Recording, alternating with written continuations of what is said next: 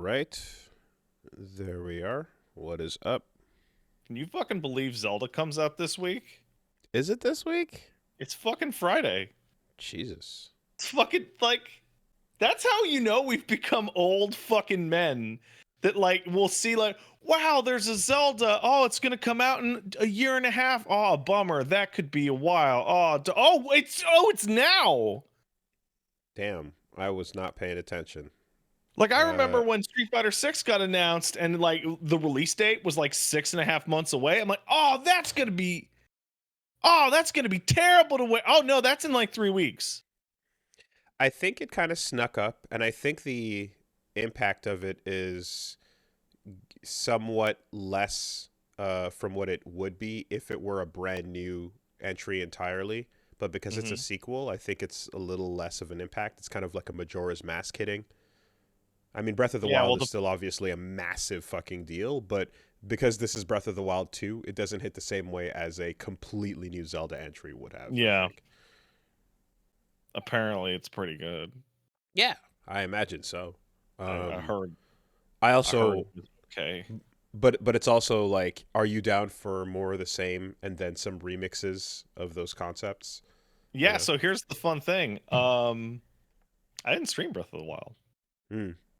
Yes, neither did I. So that was before we were just live broadcasting at all times. So like, that's a totally different fucking experience. Like, my experience with Breath of the Wild was hanging out with my dumbass friends on Discord and being like, what'd you do? I found a goddamn fire sword behind the cave next to the stables. Wow, cool. I just got hit by lightning, etc. My hope is that like the moment to moment feel, despite the fact that Majora's is like, Ocarina 2, the moment to moment doesn't feel like it because of like the time pacing and all that stuff that, makes it overall a unique experience. You still got to do a tour of dungeons and do the Zelda stuff, but they do a lot to make it feel as if you're playing a very different thing. And Majora's Mask is Majora's Mask might be one of the most different games that is actually the same game as its prequel. Exactly. And I think that's probably a result of them going, we need to make sure nobody thinks this is just the same thing they just did, So they went extra hard with the format change. I'm hoping that Breath of the Wild, or Tears of the Kingdom. Breath of the Wild 2, just say it. Breath of the Wild 2, I'm hoping that it has a similar feeling so that, like, it's not like, because most of the Breath of the Wild is, wilderness, wandering, open worlding, kiting, and going into those ancient, temples. And it's kind of like, if there's a major gameplay hook that'll make this pace a little different or make it feel really fresh, that'd be a good call. So I certainly hope so. Do you want to laugh at me being a stupid idiot? Sure. And having no penchant for subtlety? It was like 3 days ago when I understood Tears of the Kingdom as a subtitle. Look at the camera. Tears of the Kingdom. Because of the sky. No, I think you made that up. No, I did not make that up. No, that's there's the ground and the sky. No, that's your stupid brain. That's not stupid. That's smart. It's even more embarrassing that you thought you were onto something and then proclaimed it as if you something. It's not that you whiffed on an obvious concept. It's that you invented a completely nonsense concept and you're now delivering it with confidence. That's Tears. There's the top and the bottom.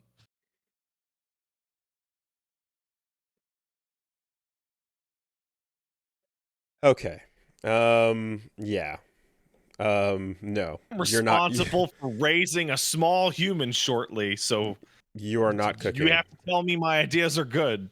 There is nothing in the pot. You're dry heating this pot with no water in it. No. Get out of the kitchen. Oh, come on. All right. Well, in any case. Yeah, you know what else is out? Darkest Dungeon's out right now. It is 1.0 officially, and I clicked it, bought it, because it's now on Steam, and I'm like, wait, fuck. Can I transfer my save from my...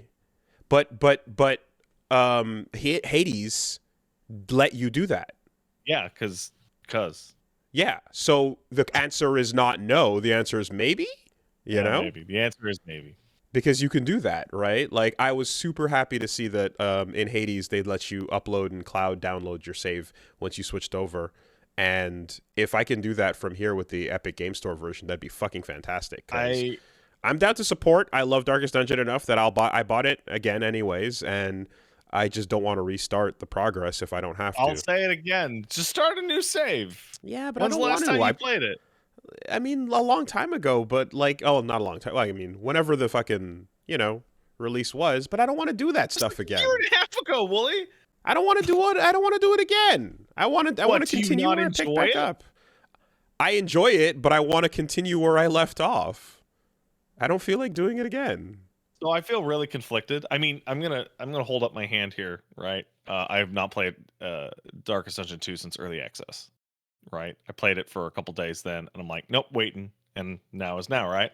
And I feel really conflicted because I was surprised to see mostly positive on the Steam page instead of like very positive or overwhelmingly positive or whatever. Mm-hmm. And as I go through it, I'm torn because this is a problem that happens with sequels. And it's weird to be on the other side because every negative review is they removed every single thing I liked from Darkest Dungeon 1 to make it more into a game that Pat likes.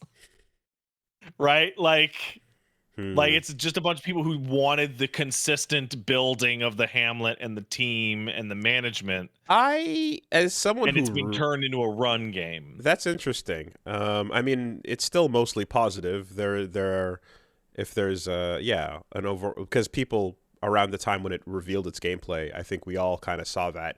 If you're like, I'm as someone who loved the fuck out of Darkest Dungeon 1, I have no problem with the Hamlet removal / change there. The cart thing, my problem with that is the controlling of it, but I don't mind the overall narrative change and the idea of like, now we're moving on a journey ourselves as opposed to like coming back to home base. I think that's fine. I also think that the gameplay from moment to moment remains exciting and consistent for all the same good reasons. And overall, like, you're not missing any of that, like, I feel like tension and sense of progression either. And the backstories they added for the characters are fucking a really awesome new aspect as well. Totally. So it's just like, I remember when like Resident Evil changed, right? Yeah. And Resident Evil changed from a great series of games into a type of game that was a lot more people were into, right? It straight up mainstreamed it. And there are a lot of people, me included, were like, no, I want the old one. No, they shouldn't have made it like this. They should have made it like the old one. The old one was better. And people were like, yeah, but I didn't like the old one. I like the new one. This is better, right? And because everyone's tastes are different. I look at Darkest Dungeon 2 and I go, yeah, I prefer like the runs in the new game are 2 hours, maybe 3 hours if you have a really incredibly excellent run, right? I way prefer that than Darkest Dungeon 1. I felt like I'd dump 8 hours into it and be like, oh, cool, I'm fucked. Time to start over. Because I ran into a series of inescapable failures. Yeah. No, I definitely think that the framing, the Hamlet is just the container for the gameplay that for the quests you do, and if the container changes, that doesn't fundamentally like take apart what the moment to moment gameplay should be about. I think you can take that Darkest Dungeon style, like put the party together and crawl through it, and you can make it running through a chariot. You can make it of just a full-on narrative if you wanted. There's a lot of different ways you can present that, as long as when the time comes to walk through the dungeon and or get into fights and shit, you're doing it in that manner. Yeah, I don't think that's much of a big deal overall. I also think we're gonna see what happens with the chapters expanding on each other and stuff. But this is I don't think it's just something you're gonna like more. I think overall it's probably gonna be I can see this being a more popular game. And I mean, if you do want Darkest Dungeon 1, 2, if that phrasing makes any sense, Mm-hmm. there is the Black Reliquary mod, which is like a completely new game. Mm-hmm. Which coincidentally also features the audio stylings of Peach Saliva as one of the characters there. Yeah, Um, that was an insane overhaul mod with just new like fully everything new across the game. board. Yeah, but no, I fucking awesome to see it in 1.0. I'm gonna take a look and really hope I can transfer that shit. I don't think it's unreasonable for me to hope that I didn't lose my progress. I took a quick look over here and I can see that I put. What is there? Okay, the experimental I have 7 hours on, or 752, and then Darkest Dungeon 2 regular I have 53 on. I'm gonna, we can probably shake a little bit of that down for just like pause and walk away time, but definitely like a lot of hours there just fucking around on that initial thing. So The way you go super hard on the first version of early access games is actually fairly fascinating to me. it's it's a taste of a thing that is like, oh, this like hooks me hard, and I just want more and more and more of it until I've had my fill or until there's nothing else for me to really get from it. And then, later it comes and it's like, well, yeah, let's do it. I'm down and I understand it. I just again, I hope that there's a way for me to not lose everything. Again, Hades was a perfect situation where like the cloud existed that allowed me to not lose anything. But I don't know what to say, man. I loved it, and when I got a chance to try out the new one, I'm like, yeah, let's go. Feel I feel like I'm in the absolutely strangest place to talking to you about this because I don't think it is unreasonable to be able to transfer your save. Mm-hmm. I don't. I think that should be a average feature unless the 1.0 version has some Yeah, kind of, yeah. whatever, No, right? Some absolutely, yeah. technical or, Dead you Souls, know. I don't hold it against Dead Souls that my beta version of that is like there's new weapons and levels and the game version If they changes. if It's they no, say, absolutely. "Hey, man," at some point, because it's pretty often like you go from point 6 to point 7 or something. They go, "Saves are broken. Mm-hmm. They're fucked." You start new characters. Like Last Epoch does that every now and then. Like a new like numbered version will just be like, "No, your character's gone. Do it again." Right? That Mm-hmm. kind of game, it's a little more common. So yeah, I don't think it's unreasonable for them to try and have saves transfer over. I think you're unreasonable for wanting your saves to transfer over because of the shenanigans with Hades. What's the difference in those two statements? Because you tend to put like a huge amount of hours Yeah. into the, like, let's say version point 3, right? Like the very first early access build, right? Maybe the second build or the third build. Then you put it on the shelf for like a year, right?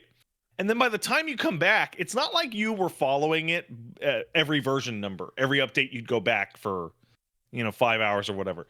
You always run into this issue, or at least you did with Hades, where the jump between the last time and this time is so enormous that it's like functionally a different game. So again, if it is one of those cases where the jump to 1.0 is like such a massive content change, then yeah, like I would not expect that to carry over.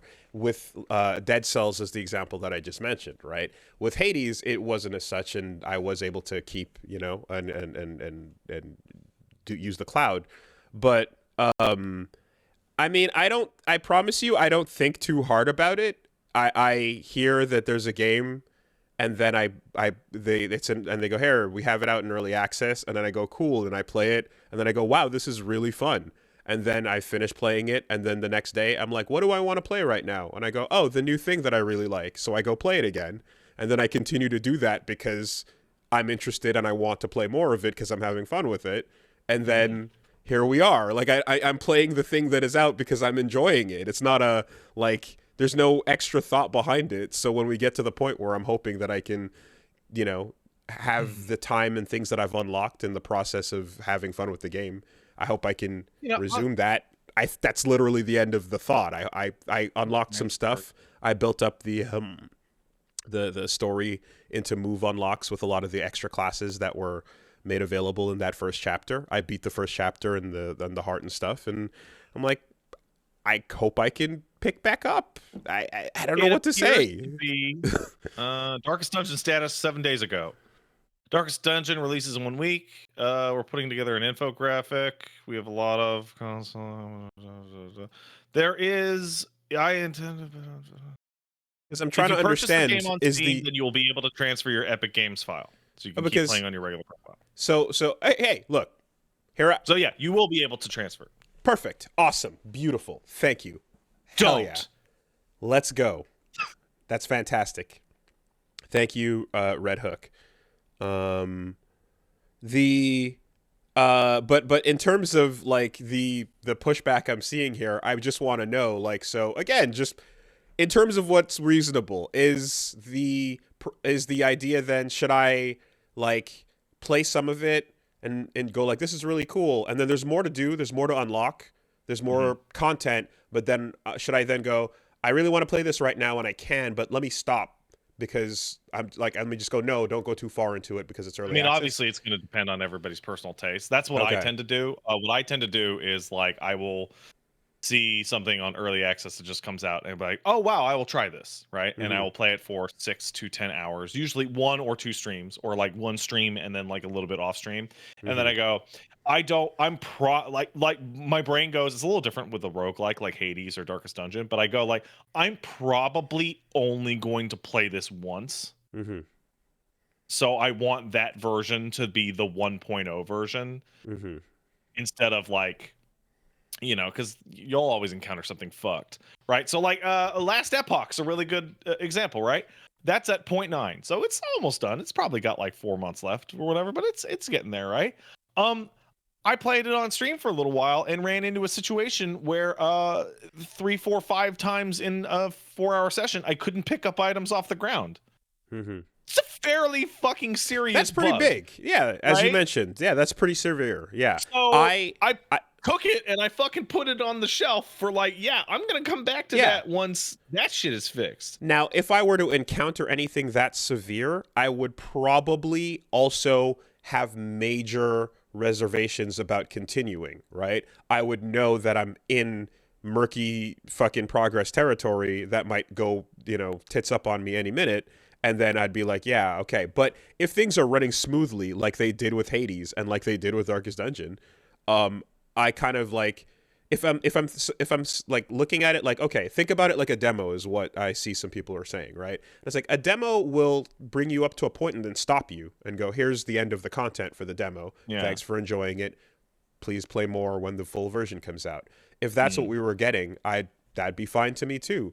But the fact that I'm enjoying it and there's more to do makes me want to keep playing because there's more to do. And when I go, you're familiar with like the feeling of, you know, wanting to go hard on a game when it becomes available to you. We've talked about this where stuff that LPs we've started off camera and scheduling for things like that. It's been a huge point of discussion for us over the years of like how hard you go on a game as soon as it comes out. So I know the feeling of wanting to play more.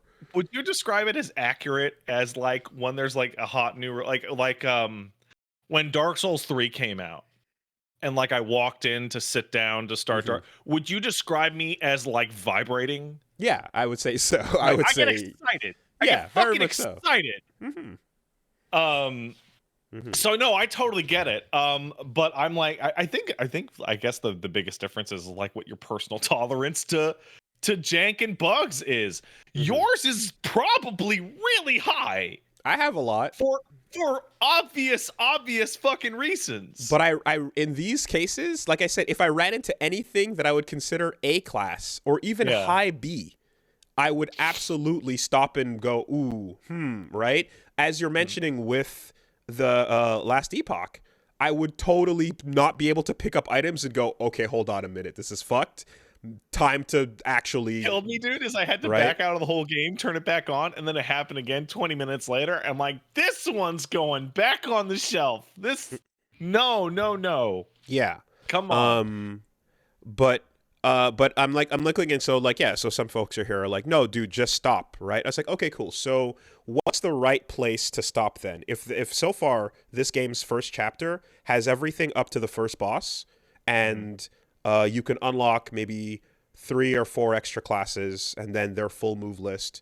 And then there is a stopping point. You can't go into a chapter 2, right? So it does kind of feel a bit like, so if you played Ultra Kill, right? Did anyone here play Ultra Kill? And then it's an early access, and then halfway through their progression, say, okay, I'm not actually going to go to the end of that chapter where the early access chapter 1 link up stops. I'm going to stop in that progression midway through and wait for the next chapter 2 update to continue. Like, did you arbitrarily pick a spot to go, okay, no more? Or did you play until you hit or did you play until you hit the point that Hikita wanted you to hit at the end of chapter 1 and then go, all right, well, now chapter 2 is I hit 2 stopping points for Ultra Kill. On stream, the first stopping point was, bro, I can't beat V1. Like I don't know if it was a bad night because I smoked in the second stream, but just can't beat him. Like, okay, well, I'm not gonna spend 5 hours on this. And the second thing, I went to the end of whatever chapter 2 thing they had at the time, and then I'm like, no, I'm gonna like, once I get a certain chunk, what's my breaking? Oh, I can tell you exactly what my breaking point is. My breaking point is when I encounter something in the early access game, right? So Darkest Dungeon 2 is a really good example because I remember the exact second that I made the decision. Where it's not the natural stopping point. It's when I would have encountered something, but it's not done. So when I was playing Darkest Dungeon 2, the day it came out, there were like 2 of the characters that had the flashback things. Right? They didn't all have them. You could only the Plague Doctor was one, and I forget what the other one. But I was like, oh, I would like to go the Vagrant. No, the Cutthroat. The Cutthroat. I think that's what it was. But I wanted to do the other ones. It's like, well, they aren't in the game yet, and I'm like, oh, this is interfering with like the natural way I would play the game. Like the game has actually like put a hand in front of my face and going stop. Right, and when that happens, I go, and that is the last epoch bug is I feel like that's like a little man going, no, stop it, you can't pick up items. Okay. With Ultra Kill, it was hitting the end of the early access content. Okay. Because like Ultra Kill is like fairly strange, and its early access levels come out and feel like completely fucking finished. Yeah. That's kind of what I'm trying to get at here, is that a big part of this is also that I don't remember hitting anything that felt like fucking construction sign up, gomenasai, no continuing past this point. I don't really recall hitting that. I kind of just felt like I hit the boss, and then at the end of the boss was, well, that's the end of this early access kind of chapter, which reminded me of how Ultra Kill went about it as well, which is kind of like, here's chapter 1, it's also early access, but like the feeling, and again, I who's to say unless we ask each developer, but the feeling I got was that what they give you in early access is what they would expect you to play. Yeah. And like, if there was a whole part of like the framework of chapter 2, and then like, like there, if you could really actually see the skeletons of like the development build for the future, that'd be one thing. But what gets released on early access, I feel like it tends to be the developer expects people to play it. It's here. The content constantly. Yeah. So I hit the Hydra, and I beat the Hydra. Yeah. And then I think I ran it twice again and realized, oh, the Hydra's the end. Right? And then I'm like, okay, Hades, you can now go up onto the shelf. until you're done. Goodbye. Mm-hmm. I guess I would say the mentality that it is Mm-hmm. like So I'm kickstarting it, yeah, and then they gave yeah. me like access to the beta, But the and I beta, go in and I fuck mhm, with the beta, and I go, okay, that's enough for you, go away. right? And again, the beta with the limited content will have that stopping point. So yeah, the part with the Hydra, for example, it took me a while to get to the Hydra and then to be able to beat it. So I spent a lot of time in early Hades, like literally just not even making it there. You know, whether or not that's just because I'm not a good player or the balance was different at the time. That is it the could, only way. That's the only you know. reason it could have been.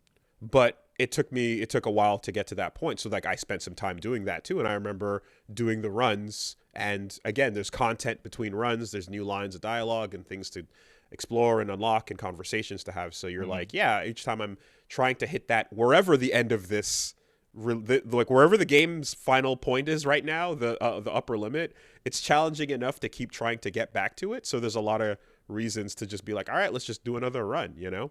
Mm-hmm. So yeah, no, in any case, ultimately, that's kind of what it comes down to is just like, I feel like if the developer puts out an amount of content and then goes, this is the early access version, there's more they could show you, but the thing they're releasing is like what they are comfortable being public. I also expect that they expect people are going to play that. And I don't look at an early access build and go, okay, mentally, where's the arbitrary stopping point? Depends on the game, right? Ultra Kill doesn't intend for you to stop in the middle of your first taste of it while it's in early access. But No. if people are currently suggesting that I do that for every early access game, I don't think that's very reasonable, right? So to me, I'm just like, I know you put the message up, certainly, though, with the warning that says, hey, Baldur's Gate 3, at your own peril, you might lose content. And that I'm fully aware of. My hope is just, I really hope I can save this and bring it over and migrate it so that I don't lose anything. If I couldn't and we found out that my save was going to be gone, then I would have to restart because the game's too fucking good to not, well, obviously, but that'd be the end of that, you know? But I think the devs will tell you with their early access release posts and game, like, here's what we expect and want and are hoping you guys to play, and that's the content they hand you. I don't think they expect you to necessarily put up a little like, okay, that's enough. You know, you can do that, but it's going to change from game to game. You know, imagine if Silksong was like coming out in a way where like they were adding levels to that thing. We know how giant it's going to be, and you're going through it, and like you don't even know where the end of the early access build is because the two areas available to you take up your entire time and focus and are challenging enough anyway that you can just keep working on those two areas, you know? I have to say, like, the Silksong example you use is actually like wildly fucked. Because that's what it was supposed to be. With the DLC 3? Like the gods and bugs or whatever the fuck DLC where you fight all the super bosses. Like one of the reasons people went so hard on that is they were like, "Oh, I'm gonna get super good for when Silksong comes out as DLC." Ooh, here it comes! It's like, oh fuck!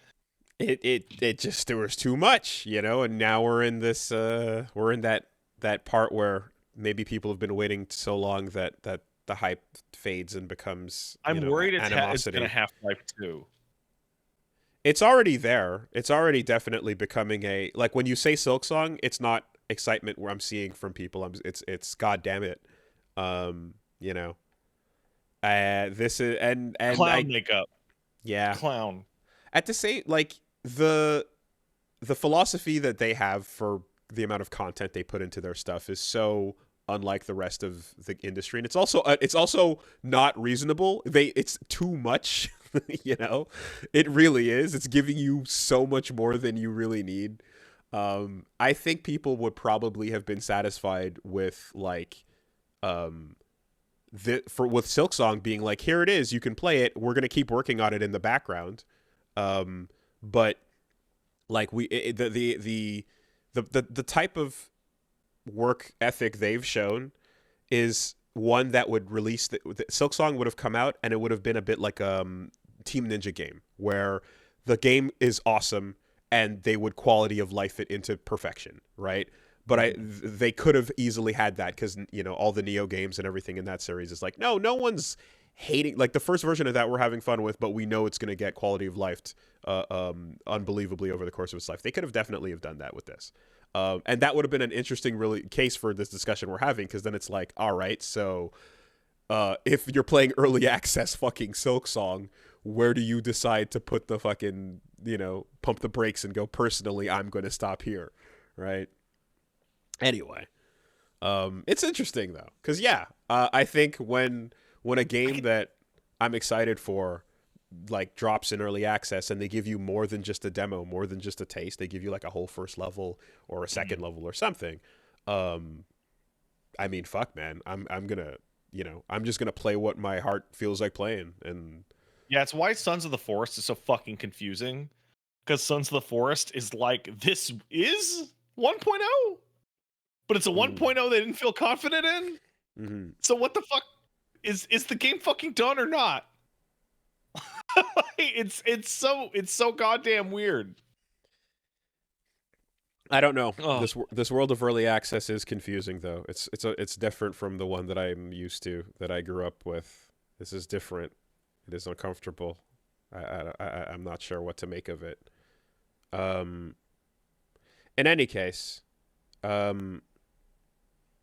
yeah, I see folks trying to make the analogy with like, labbing with demo characters, and I mean, yeah, I'm playing Luke and Ryu and fucking around and whatever, but it's not the same thing, right? Like a demo is effectively, again, a deliberate slice you're getting with an endpoint meant to tease you.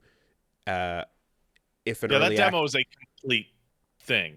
Mm-hmm. I don't think you guys are necessarily getting it. Well, anyway, I'm talking to a bunch of people, and you all have some. Anyway, whatever. The point is, fucking go get Darkest Dungeon 2. It's a good ass game. You should buy it and play it. I'm gonna go pretty hard on that. But I'm shocked. That's not the only thing to go hard on, because speaking of returning to things, I finally returned to and hit the credits in Vampire Survivors. Oh, fuck yeah. And I did so after unlocking everything I could in 20 minutes till dawn. So I got all the stuff in that. And I think it seems like it only has 3 stages, and there's a couple unlocks. But, I played a bunch of it, had my fill, and it was fun. So I went back to Vampire Survivors.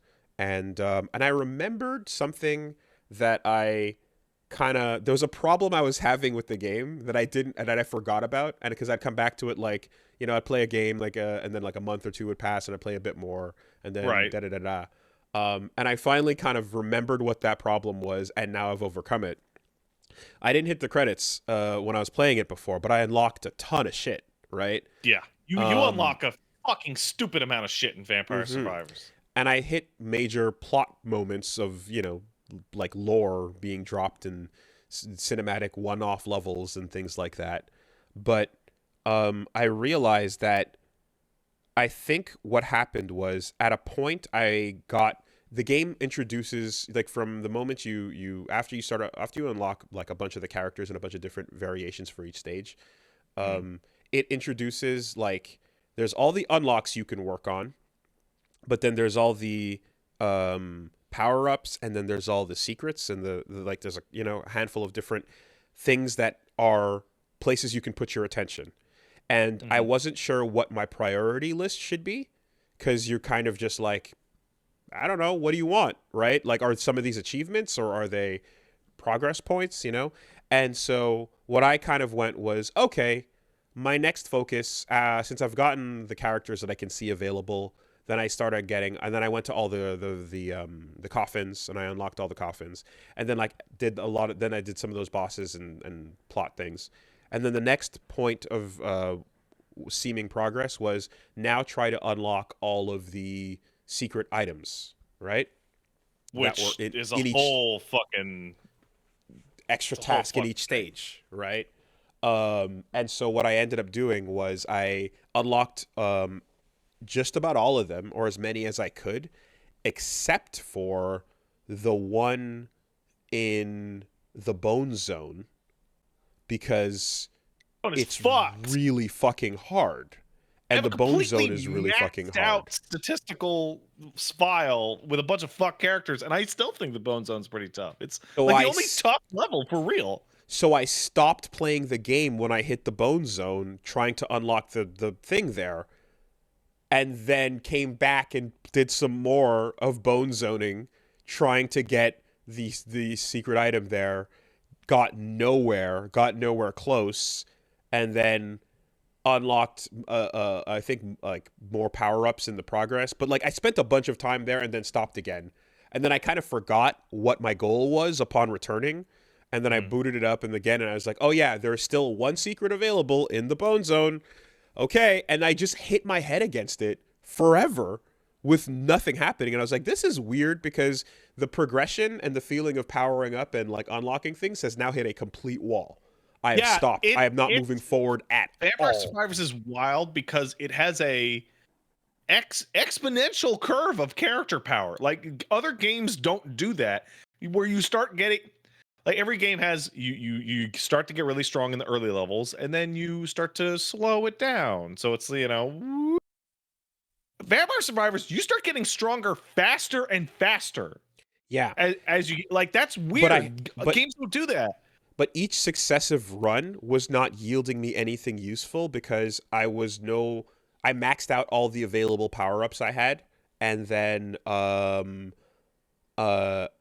had access to like golden eggs that I could buy, I guess, for 10k a pop. But like it's a stat increase on your character overall. I'm like, that can't be what I'm supposed to be doing here, you know? So I just hit the wall on that. And collecting the artifacts from each thing. I think I only had one card of the Arcana, because it was also like, oh, the Arcana just got introduced. And I was like, great, how do I get more? And couldn't figure out what was next, you know?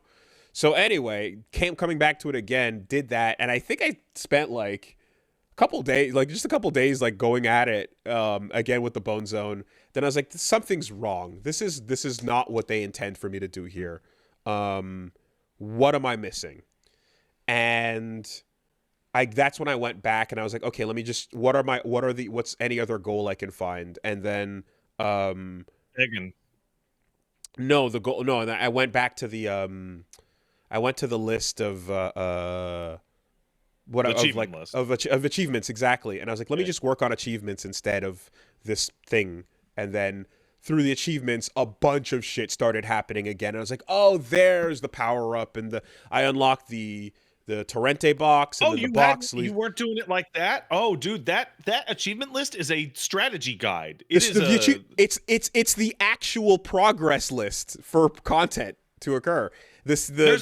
Yeah. Do you remember when it was in early access, and every update for like 4 months I would go, there's a new Vampire Survivors update, and then I would post that I had gotten all the achievements in the new update, which is weird for me because I don't usually care about that. I mean, I wasn't playing it in early access, but yeah. Yeah, because all of those achievements are like new thing, new character, new whatever. Yeah. Same thing with all their DLCs. So I was using it initially, but like when I was first going through it and unlocking all the characters and unlocking all the shit. And then I hit the Bone Zone, and then I hit the story point where they introduce all these secret items to go get, and then I was doing all of those. And then I got stuck in that loop, and that felt like I was supposed to get that through that list of objectives. It felt like it was a higher priority thing. And then after not playing for a while and come back to it, I kept on that goal, and then I didn't know. I was like, well, I don't know what else to do if I can't beat this one thing. And then eventually it was like, oh, right. The achievement list was how you were, and it was just anyway. So everything there then made sense, and then like, yeah, I powered up just following the achievements, and the achievement power-ups then lead you back to having the ability to just crush everything. Be animated series Vampire Survivors. Mm-hmm. And then you get some of those Arcana cards that are the most broken, insane shit, where it's like, here, let's pull all of the collectibles on the stage towards you. You no longer have to even worry about going to them. You could just pop that when you feel like it every 2 minutes. That is, you know. I am really torn because like there's a lot of arcanas that are fucked. Mm-hmm. I'm torn as to whether or not Awake or that one is the strongest. Because Awake is the one where you get 3 extra lives and 5% extra per death. I thought that was the strongest, and then I realized for me it's actually the one that turns money into life. Because you just pick up a cash bag and then you have you heal. used Game Killer? Oh yeah. Game Killer's stupid. Yeah, it was fun for a bit, but then I was like, this is not what I'm trying to do here, you know. Trying to get specific builds, you know. But anyway, so overall, now so I've beaten it, and then I started the first DLC, the Mountain. And I unlocked the Samurai, and I guess I'm going to continue on and see what I get from that. When you start playing those DLC characters and you get like the first new weapon, you're like, wow, this new shit is great! Well, the fact that the map is actually like a map that you have to navigate with buildings and turns and like I'm like already like, this is a different video game. Like I have to navigate where I'm going. That's crazy. Yeah, no, it's quite a, you know, like I mean, like, okay, this is what you're buying. You're buying extra content with a lot with shit in it.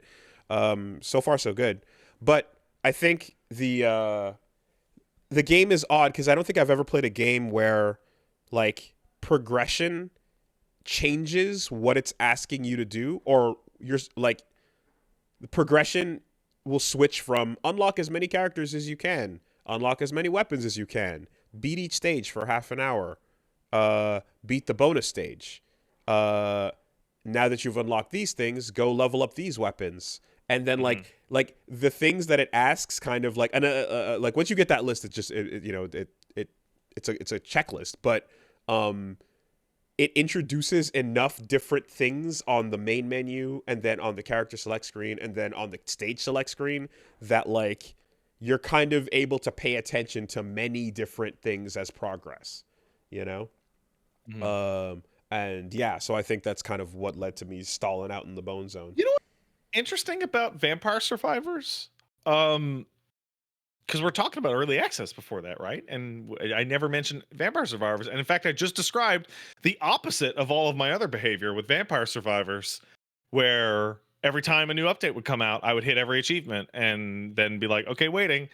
And all I can think of is that like Vampire Survivors had the incredibly obvious distinction that 1.0 was just going to be another update. Right? Because like the ending of the game wasn't like version 0.7. Because no, it was like 0.6, and then you'd beat the angels, and then the game would turn into version 666. And then like text would get scrambled and upside down. And then he added another ending, and then he added another ending. Characters disappear. Was it too easy or too hard? What item do you want? Yada yada. Yeah. Yeah, I think the simplest elegant thing you could do that would like probably have saved me would have been when you select the stages and it tells you like here's the secret items you haven't collected yet. Yeah. It could all the other stage achievements or things to unlock that have not been unlocked yet could be right there as well. So like if I had to make one change to Vampire Survivors, it would be able to type in a cheat code to get the fucking secret characters that you need to be frame perfect on. They actually did that. So if I were to make a second change to Vampire Survivors, it would be I would like to be able to check my achievements from inside the map. Yeah, that would be great. And even and on the character select screen as well, or stage select screen, when you're selecting it, because I mean there's a bunch of like again music and what sprite you want and a bunch of stuff, and it's like the goals you have at each stage, like they're separated, and then the ones you can see on the stage select are not the totality of them. They're over in the unlock sheet. That information can just be transposed over here too, at which point as soon as you select anything you can realize, oh yeah, I have a bullet point list of actually 10 things to do, not just these 2 things. So that would have been a quality of life. That that being said, that's a fun ass game, man. I can't believe there was so much more from the point that I thought I was like near completion out at. There So always just new. what's wild is that so I've been following this game from like pretty quickly in early access, right? Throughout its life cycle. So the DLCs are like bigger pieces of content than like any update would have been. Like Mm, a DLC is like 0.6 and 0.7 and maybe 0.8 together. But if you account for that, Vampire Survivors has been continuously updating at the same speed the whole time. Like it's still updating at the same speed it was in early access. It's just spread out a little bit into bigger chunks. So I and fully expect another DLC in like 2 months or 3 months. well, I didn't even notice like the sprite redraws because like there's a Well, you could, what? They did a trailer for that, and it was like, look, and it's like one extra frame of walking on some yeah, characters, and I'm like, shut up. some of them drastically change when you go switch back to the old ones. You can really see a huge deal, you know. But some of them are just like, yeah, we made Domario's cape go from being behind him to now kind of in front of his chest. That's it. Mm-hmm. Anyway, yeah. So putting some time back into that. I feel like early access went from being a joke to replacing Kickstarter as my weird game that I want to support location. I could see that. If you're interested in this thing, you see a trailer for it, and then if you want to financially support it, you can buy it and play it right now. Well, the main thing is that Also, it's you know happening for sure. that's the part that it's because there were everyone who backed more than 5 Kickstarters had one of those Kickstarters just fucking evaporate. I have 2 that Hmm. hurt me. One is Mighty Number 9, which never came out. It's a shame. It's super weird. And then there was Project Phoenix, which like fuck, they still send me updates on that shit. Now, important to note, if I go pull up my Steam, there absolutely are early access games here that have not updated in the last 5 years or so. Ooh. There's at least 1 or 2 indie fighting games that were in early access with like, here's 2 characters, here's a stage, you can play it, and we did a video on the channel or something, and I was like, yeah, let's see where this is going, and then nothing. What the fuck was the one called? I want to say it was like, no, not no, Queen's Gambit is that Netflix show, right? The chess show. Yeah, that's a Netflix. That's Okay. about girls playing chess. There was a fighting game that had like 2 characters. Queen's Conquest has been, if I remember, this was an early access thing, and I don't know what the fuck happened with it. Oh, okay, hold on. They had a March 21 update, and then a May 2022 update. Okay. Okay, no, stuff's going on. All right, fair enough. Fair enough. It's really funny to me when you see something that you thought was dead and there's an update and the update is functionally nothing. And you're like, I'm gonna fucking die before this. Project Phoenix still emails me every like 6 months, being like, "We're working on it." I'm like, I have never seen the game. That was like the second Kickstarter I backed. It's like 8 years ago. Hmm. Yeah, I mean, Ghost Song did come out. I played Ghost Song the other day. The fuck you did? No, you didn't. That was a I dream. did. I played it. I controlled the character. I made a couple jumps and I was like, "Yep, feels like Metroid." You were hallucinating. I might have been. That's a conceivable possibility. This week, apropos of nothing, I got some friends had some tickets and invited me, so I went to check out. There's a Coheed and Cambria concert, and Yeah. Guess what? They're fucking awesome. They're doing it. I've heard good things. It's great. Yeah, I don't know if you remember Rock Band 1. They had their main song, Welcome Home. Give They, they're, me. Nope. Nothing.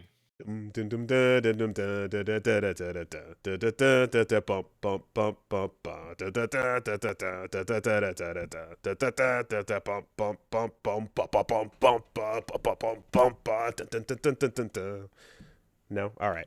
Oh well. Fucking nothing. It's great. The vocalist is high pitched, and they have comic books associated with their shit, and it's all pretty fucking uh like sci-fi metal power yada yada. Awesome. And they've always been one of those bands where I'm just like, yeah, I could easily just get into everything they're throwing down. I remember listening to an album or two back in the day, and I was like, yeah, no, everything sounds great. I just never, there's no reason why. I just never kept going. But they have a sound that is really fun. And going to check them out live, fucking still doing that sound, still great. I guess smaller venues than I would have anticipated. Because it was yeah, not a huge it wasn't quite like the fucking Muse show or whatever, but no, it was cool. And the one thing I guess of note is that that song is what I guess they're known for. It's their biggest thing. It was the one in Rock Band and yada yada, and they didn't play it, and I was like, yeah, okay. I guess there's a bit of a like, if you're a casual fan, then you want to hear the one thing. But if you're in there, you're kind of like there for the lore of the recent graphic novel. And, it's, I guess, a bit like with Radiohead not playing Creep or anytime there's a like, that's the radio casual thing. We're not going to do it. And it's never forget, every time this comes up, never forget that fucking interview with Madonna, in which she was like, I fucking hate going to my concerts and people yell out like a virgin. Right. I don't even know how to sing that song anymore. Yeah. And sing the Madonna. You're a dancing clown for the people who paid your ticket. It's like, I'm like, I get that you're over it because you've like, had that thing, and like it's what you're known for, but man, if the opening licks to that started, the fucking place would have erupted. It would have been pretty amazing. I don't know. I've heard it with. I remember Neil Young would do that as well. I've heard complaints about like Neil Young concerts where he just like, it's like, I'm exclusively doing my new shit. Nothing you know or care about. Sorry, fuck you. I saw a fucking interview with one of the guys at Led Zeppelin a couple years ago that was like, we fucking hate Stairway to Heaven so much. We regret writing the song. We hate playing it. It's the worst part of our concert, and it's the worst part of our career. But if we don't play it, we are afraid that the crowd will kill us. Like, rush the stage and tear us to pieces. Because when it looks like they're not going to play it, the crowd would start to get like nuts. Like aggro. Damn, imagine how much worse it would feel if someone else stole it from you and started calling it their song. I don't know what you're talking about, actually. I have Led Zeppelin has gotten in trouble for theft of fucking music. No! Over the course of their careers more than once. No! Darn. Lawsuits that they lost, for that matter. So. Oh, wow, it's got to be a real fucking ripoff to lose one of those lawsuits. Not great. But hey, Stairway to Heaven, though. Yeah. How the fuck did Vanilla Ice get the fuck away with it? I mean, blame Suge Knight. At the end of the day, he was crafted, so that's that. But no, it was, Led Zeppelin is just one of those classes of just like, hey, old black blues musicians, what y'all got over there? Okay, how about we do it this way? How about I just take a little of that, take a little mixed plate, put it over here. And let's repackage that for the white man.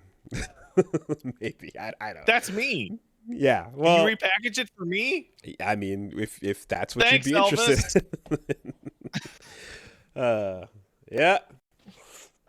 I haven't seen it, but I've heard about the Elvis movie where Tom Hanks is playing the colonel or whatever, and he's like, there's a part where he looks at him dancing and he goes, "But that boy's white." Okay, so no, that's not what it is. Something So like that. I've actually seen the scene, and it makes me want to watch the Elvis movie because they're playing Elvis's music on the radio, and he's like, "Yeah, he's pretty good," and he's on the phone, and a guy goes, "No, you don't get it, boss.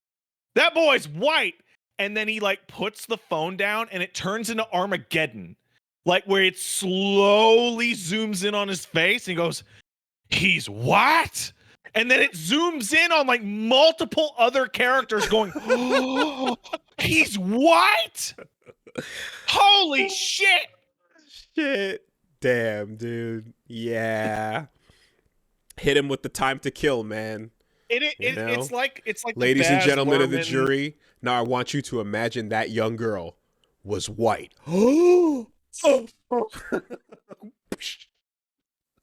Fuck. Amazing. Actual If you haven't pogging. seen A Time to Kill, y'all should go watch A Time to Kill. It's probably fucking Sam Jackson's best performance. I did see someone was watching the Elvis movie on a plane, and I saw the ending of it. And I was like, it's one of those bits where I was curious. I'm like, so what are they gonna do here, right? Because this is approved and stamped and signed off on by the estate. So there's no way we're zooming out of a man on the toilet just in the pose, just pulling a thinker, and then that's the end of that. And it's the like, final no. words of Elvis, the king of rock and roll. Yeah, and all I saw, I need to go to the bathroom. Like I was like, what, so like I was just glancing at someone else's like chair at the plane, and like it's like he's like he's having like an argument with his wife, and then they're like, oh, think of Lisa Marie, and then it's like, but I know you're gonna keep on doing what you do or whatever, and they just kind of like, it's a tense thing, but then it turns into a yeah. And then he kind of gets out and he walks on the tarmac and he gets on the plane real slow and then turns to like as if he knows, right? It's like he's boarding the plane to heaven and he gets on the plane and kind of slowly and then turns and does a wave and then he gets in and then the plane flies off to heaven. It flies into the sky. And it just fades, and it's like, and that was the last Elvis was ever heard of or seen ever. There was no toilet. Shut up. The plane flying off into heaven is like the creative editing they would have to do for like an Aaliyah movie. Right? Like the highly, highly creative editing. Bro, I take so much shit every time I get it. I can't get it. So hard. I can't. Dude, people get really mad. My friends get really mad. We can't do it. I get hounded. The fam gets real upset, man. Like my black friends, like, yo, don't talk. It's Aaliyah. She's an angel. I'm wearing the airbrushed shirt I'm wearing shows you that she's got the wings and it's like absolute tragedy. It sucks. It's just the problem is just that it was totally unavoidable. There was no way it could have been avoided. No one could have foreseen it. I mean, of all the like ripped away too young style stories, and you'd like the final story with Aaliyah is that she was arguing to carry more luggage onto a Cessna, and the pilot was saying they were overloaded and they couldn't carry more, and it was a big blow up fight that led to the pilot going, fine, we'll overcrowd it, and then they packed all her shit on, and then obviously the plane was not fucking stable, and that was that. And it's like, man, that's the fucking way it happened? Really? It's tough, man, because it's just a high-end Darwin Award. Right? That is functionally indistinguishable from Darwin Award, where guy loses his spark plug or his lighter and the car won't start, so he puts a shotgun shell in his dash to turn it on, and then it blows his legs off, and you go, what the fuck? You didn't think that would happen? Wait, the pilot was also on coke? I never heard that. What? Is Ronald Reagan at fault? I said cocaine, Pat. Oh, you're right.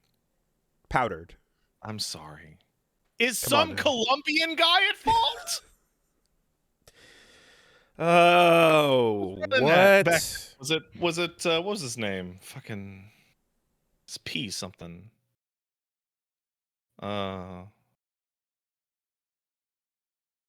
Escobar. That I don't know why I'm thinking Pablo, P. Yeah, Pablo Escobar? Pablo Escobar. Was it Pablo Escobar's master plan? I mean, yes, we go back to Reagan anyways, but sure. I mean, hey, you can always go back to Reagan. Yeah, hit up those Contras, baby. What are we doing? What if we just gave in to their demands? Is that a good plan? Are we going to make money to fund our operations? Yeah, we are. Well, it's kind of win-win, really. Why are we not there yesterday? What are we doing? Yeah. I have never heard about that. Aaliyah's pilot? Cocaine, really? Oh, that doesn't fucking... So I love when we talk about this, because as we talk about this, somebody will inevitably hit me up with like a detailed researched article. As a subsequent investigation determined, I didn't even search for this.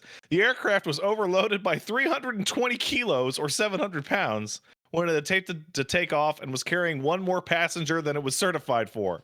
National Transit Board said the airplane had seen lifted off the runway. Extra luggage, cocaine in the system. Let's assume that there is more. The report indicated that the pilot was not approved to fly the plane. Uncertified pilot had falsely obtained his FAA license by showing hundreds of hours that he never flew, and may have also falsified how many hours he had flown in order to get a job with his employer. Additionally, toxicology tests performed revealed traces of cocaine and alcohol. Okay. Yeah. All right. Dude, we solved it. Actually, that plane was going down. Like, well, I was going to say, maybe if one of those three things were occurring, it would have been avoidable, but that sounds like a fucking 3 strikes you're out. Jesus Christ. That was a cursed plane. Oh my God. Wow. Okay. Well, yeah. No. I guess the luggage and extra person was only part of the factor to contribute to it. The coke and the uncertified pilot probably has a lot more to do with that going down. Because you're like, could a regular real pilot that wasn't drunk be able to handle the one of those problems? One of those problems, I imagine. Not all three. Could that guy, while drunk, handle the plane if it had not been overloaded? You know, what if he was only high on cocaine? And you know who got him that cocaine? Suge Knight. R. Kelly. Oh, was R. Kelly? It all goes back to Robert. He's fighting for his life out here, man. Do you have your passport? Do you have your shots? Do you want to come and live with Rob in America? All right. Oh. Okay. Where are we? I don't know. I don't know. It's Monday, the 8th. Darkest Dungeon 2 is out today. Okay. So, Coed and Cambria, good shit. I also read Chapter 1 of the Street Fighter 6 Udon Comics backstory, which is now available on the Street Fighter website. You can go read it, and you can find out what happened. And does that tell me why Ken is now Dirty Ken? We don't yet know why Ken is Dirty Ken, but we have set foot in the steps that will lead to Dirty Ken. So step 1 is Mel Masters is on the cover. Young Mel is guess what? He's a young kid that's probably not getting enough attention from his dad, and is Probably not. so far seems like he's kind of disillusioned. He's being ushered around the world, going to meetings and doing things that he doesn't care for. And Ken's dad status not looking too wholesome, not looking great. So Ken was never going to be a good dad. yeah, he was going to be an anime dad for sure. But then you were like, oh, but look at him getting punched in the balls. Like, he's spending time, you know. And then he's around, right? Like, they're figuring it out, maybe. And then after all, like, his family is what makes him strong. And No, then Ken has that Goku Vegeta problem where he'd rather get a foot like up his ass from Ryu than spend time with his family.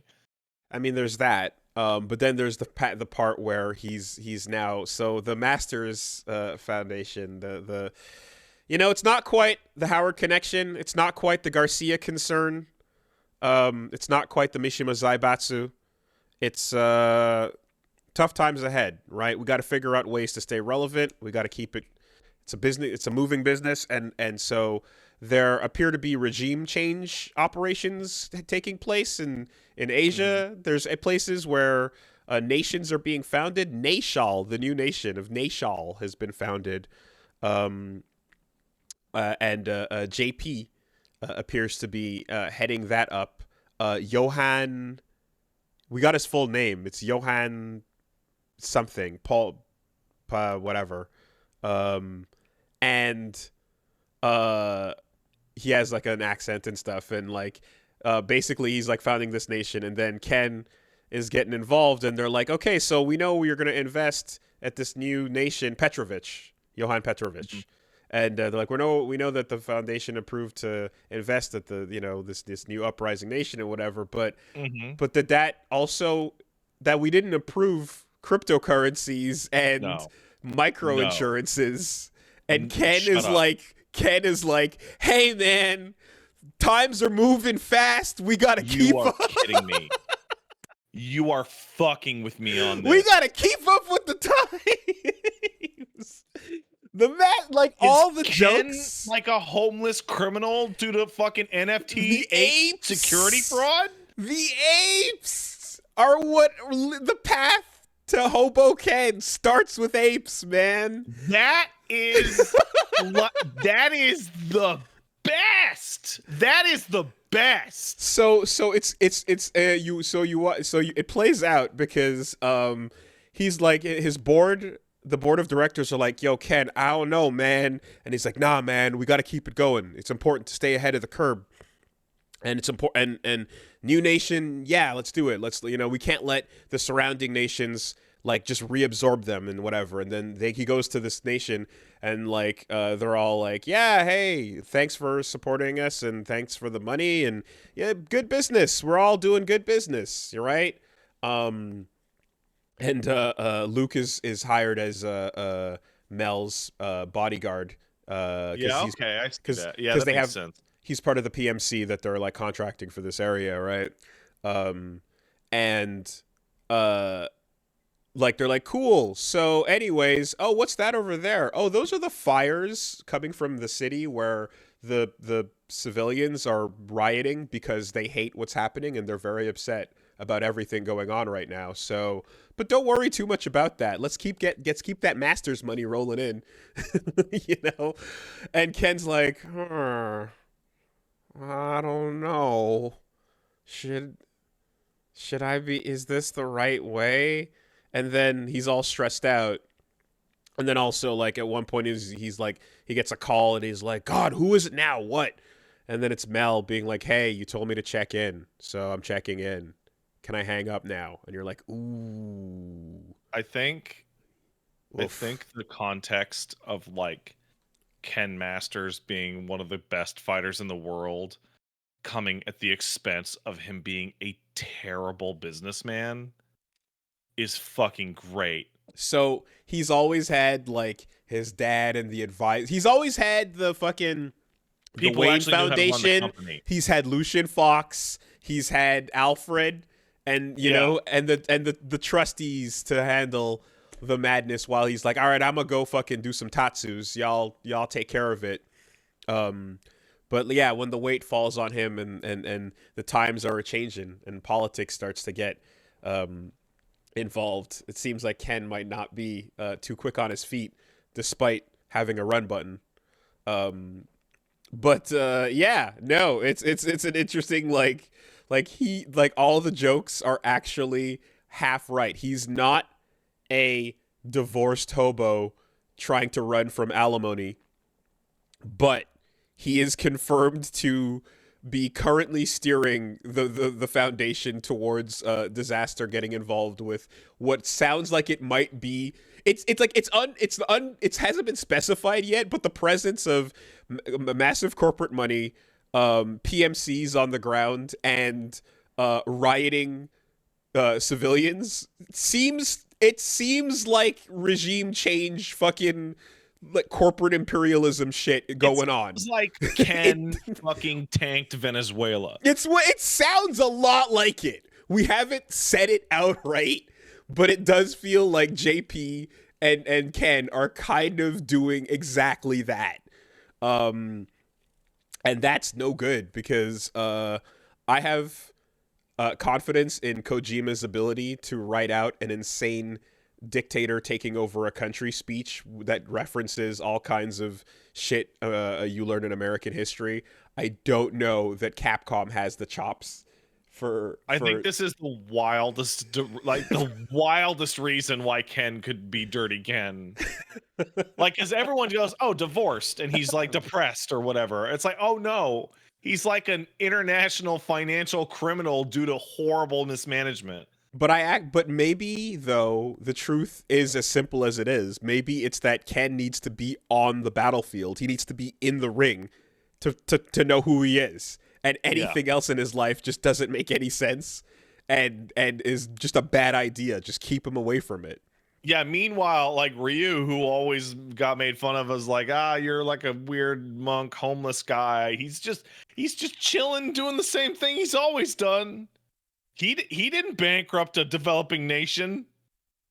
Just hangs out next to his waterfall.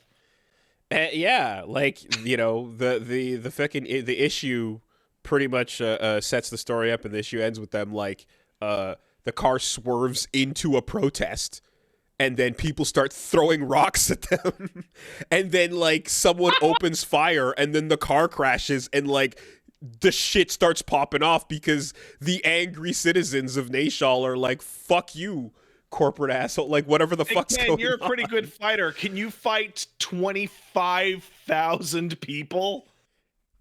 Probably hungry and angry, marching, you know? Yeah, it's kind of fucked up. It's, you know, so we'll see. Like I was not expecting the start of Street Fighter 6 to be Ken Masters being like, yes, this is my friend Mubarak. How are you doing, sir? Yeah. You know, like in the middle of the fucking uprising, like just, how's it going? Yeah, we're investing. Good money all around. Good business, you know? Anyways, so we'll see where it goes. Oh, that's fucking great. That's fucking great.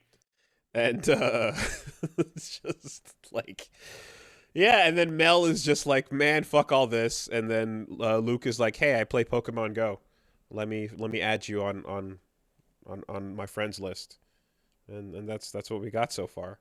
So in this comic, how old is Mel Masters? He appears to probably be like 13, I'd say, maybe. Okay. If I had to guess, he's pretty young, but like, I'd say, you know, too probably young for playable character status. Oh yeah, for sure. But not too far from, I guess, like Lee Fen is also probably like maybe like 15 if I had to take a guess. I really feel like Lee Fen is like the face of the next generation. But it doesn't have to be, right? What could be interesting is if the later seasons eventually go, that was the World Tour version, and then here's her as a full roster character in season 2 or something like that. Like, there's absolutely room for that type of progression to occur. People in World Tour can, just be like, all right, she's got, what the outfit is, but like, let's do the final version of it, after we saw it introduced in the story mode. Ed, was a background character for a while, and then he became playable, and then we saw him go from the baby to the white hoodie to the young commander. So he needs to go back to the white hoodie. He does have it as an alt costume, and it's great. Yeah, but at the same time, if you were raised by fucking Balrog, I could see you being like, okay, extra, yeah. Let me just, you can let me get away from that. But also, I'm a scumbag that boxes. Anyway, though, Street Fighter 6 off to a rollicking good start. Can't wait to see where this fucking story goes, man. It is of the times. It is quite of the times. Yeah. I just and being a massively disastrously failed crypto bro is just and the thing is that the board of directors that in many stories would be like the people that are like pushing the young entrepreneur, like the Tony Stark, you know what I mean? The brilliant leader, like the people that are whispering off the board of directors will be like usually full of shit and like, be giving him bad advice or whatever, to be like, fuck all the board. I'm doing it the right way. We're doing the right thing. And that's the move of like the young brave hero CEO, but in this case, the board is like, Ken, I don't know, man. Like, no, it's good. It's good. It's good. It's good. So it's not good, Ken. Yeah. That's out. And then only other thing I want to touch on is so we're playing Mass Effect 3. We're picking up I've heard a few momentum things. And I've heard some things come down the pipe. We have currently completed Leviathan. Okay. So knowledge has been shared. I want to talk about that's cool. We're going to talk about that in just 1 second. Hey. But I want to talk to you about Kai Pussy Lang. Yes. Who you must defeat to become Big Pussy. Is that letter just the fucking worst? It is the worst writing in Mass Effect in like 400 words. It is crazy. The idea that there's an entire novel you can read about this guy, I can't imagine what's happening page to page if it's written from his perspective. It's intense. He pisses in like Anderson's room, like just to do it. Is it told from his brain? Yeah, there's large portions of it told from his perspective. Okay, this is Disco Elysium levels of like narrative prose that I want to experience. Like, I can't imagine a letter like that being the taste for an entire book. That's fucking wild. This is a character that like breaks into Anderson's room, and I think he pisses in his flower pots. In his flower, I heard about. Yeah, and eating cereal. Spends like a bunch of time eating his cereal to like, yeah, I'm so inside his life, man. He can't do nothing. And dude, like I said it in the moment, but it's like, how can the highs be so high and the lows be so low? Like, I don't get it. I can answer that, but not now. Yes, we have in fact an answer that is on the docket. That is the answer to this question. That we're gonna get into. But it's wild how this fucking game will whiplash you from something so brilliant to just at the time. At the time, did anyone even at the time think it was cool? Like, was there ever? Because it's dated, but it's instantly fucking cringe and lame. Like, so Troy Baker was a big Mass Effect fan, and was like, he put the feelers out. I was like, I would love to play a Mass Effect character, right?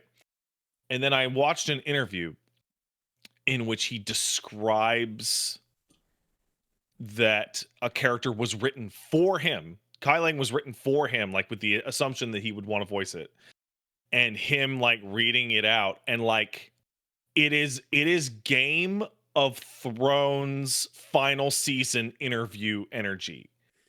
Like he is like and this is like a year later. He is Yeah. visibly trying to figure out a way to spin it. And I think the best he comes up with is like, it's not the kind of character I was excited to play, but I was honored to be part of the series. Right. Yeah. Okay. That fucking what's her name? Whatever, Daenerys Targaryen. The I forgot the actress, but that face she makes at the table read just. And, oh man, best ending ever. Emilia Clarke. Yeah, I like. It's just such a. It feels as if those are the moments where you can feel that thing where it's like every character had its own like writer, not its own writer, but like it had a writer that was responsible for them, you know? Yeah. And like the pieces of the part or the parchment that come together, the patchwork, all the whatever you want to call it, like someone responsible for Kai Lang was also probably responsible for Arya. I want to say that it's Mac Walters. Okay. Because Mac Walters, he was not, I don't know if he was even there, but I definitely know he wasn't the lead writer on Mass Effect 1 or 2. That was Drew Karpyshyn. And Mac Walters and Casey Hudson wrote most of Mass Effect 3. Okay. And Mac Walters, like Kai Lang is his fucking OC. Like straight up. Yeah. You can feel that, right? You can feel that. And at the same time, like it's the same way you can feel that Arya was written for Carrie-Anne Moss, and for her to be like, yeah, this cool boss bitch that no one fucks with, yeah, she's gonna love it. She's such a cool character. Oh man, like just the most try hard, edgy, like badasses that you can possibly imagine. And like they get so much time to do so much nothing, and we keep going back to them and hearing from them in emails, and so everything you're describing about what they thought Troy Baker would like, I see that with Arya and what they were hoping maybe that she would like as well, you know? Like I'm getting a cameo, but I get to play such a cool character that is so important and pivotal and everyone loves them, and fuck yeah, it's not an embarrassing little unimportant person off to the side. It's a real character that goes on an adventure and or is as good as Shepard. So I'm going to raise up my hand here because there's a really important distinction. You're doing some of the DLC. You did Omega, you did Leviathan, right? Now these were post-game DLCs. These are actually post-ending change DLC, right? In the main thrust of it, you did Thessia, right? Okay. So that means you're getting there. That's why you're doing the DLC before you go to do the final thing, right? So this is the point. I've talked to you about this before, but it's actually really important that you cement this in your brain. So the BioWare writing process for many years, for almost every project they ever did, was the lead writer would write the main script or the main outline, and then you'd had character writers, and they would write, you know, within the purview of their character. And what would happen is all the leads and all the writers would sit in a room, put that shit on the table, and they would go over everything. They would go over so the plan is to do this planet and this planet, and what do you got for Tally here? What do you got for Garrus here? And then they would all workshop it, right? That was the writing process for the entire series and the DLC that you're playing through now. You are about, once you touch the main game again, you are about to slam into a wall. And that wall is Casey Hudson and Mac Walters have decided to write the rest of the game for you by themselves in their office in like 2 days, and then going, this is it, to the team. This is what it is going to be. Okay. And it is a wall. It is the weirdest thing I've ever seen in a game. You usually can't tell when you're playing a game when the writer changed. You can hear. The dialogue gets different, not necessarily bad, but it's different. The So tone, it's not that it changed so much as it is like it is no longer the product it's no longer of collaborative. the same process exactly, which Yeah. sounds eerily similar to D&D winging it once they were out of R.R. Martin scripts. Well, I can't comment on that. So what do you think of Leviathan? You found out the big secret. Okay. I fully admit I have to literally go back and watch the footage again. Yeah. I need to properly understand the conversation. I'm having somebody break it down for me right now, actually, so we can go over any sticking points. All I can say is, as it was happening, all I could feel was, what the fuck happened to that first conversation I had with Sovereign that put the fear of God in me? I don't know what, like, how do I put so Mass Effect, every problem with the Reapers in Mass Effect always goes back to the first conversation with Sovereign. And I don't know what the problem is. Is it that they wrote that without something planned? Right? Was that the problem? Or was it that they built up an unknowable threat and then decided that we were going to know it? So we got a great comment.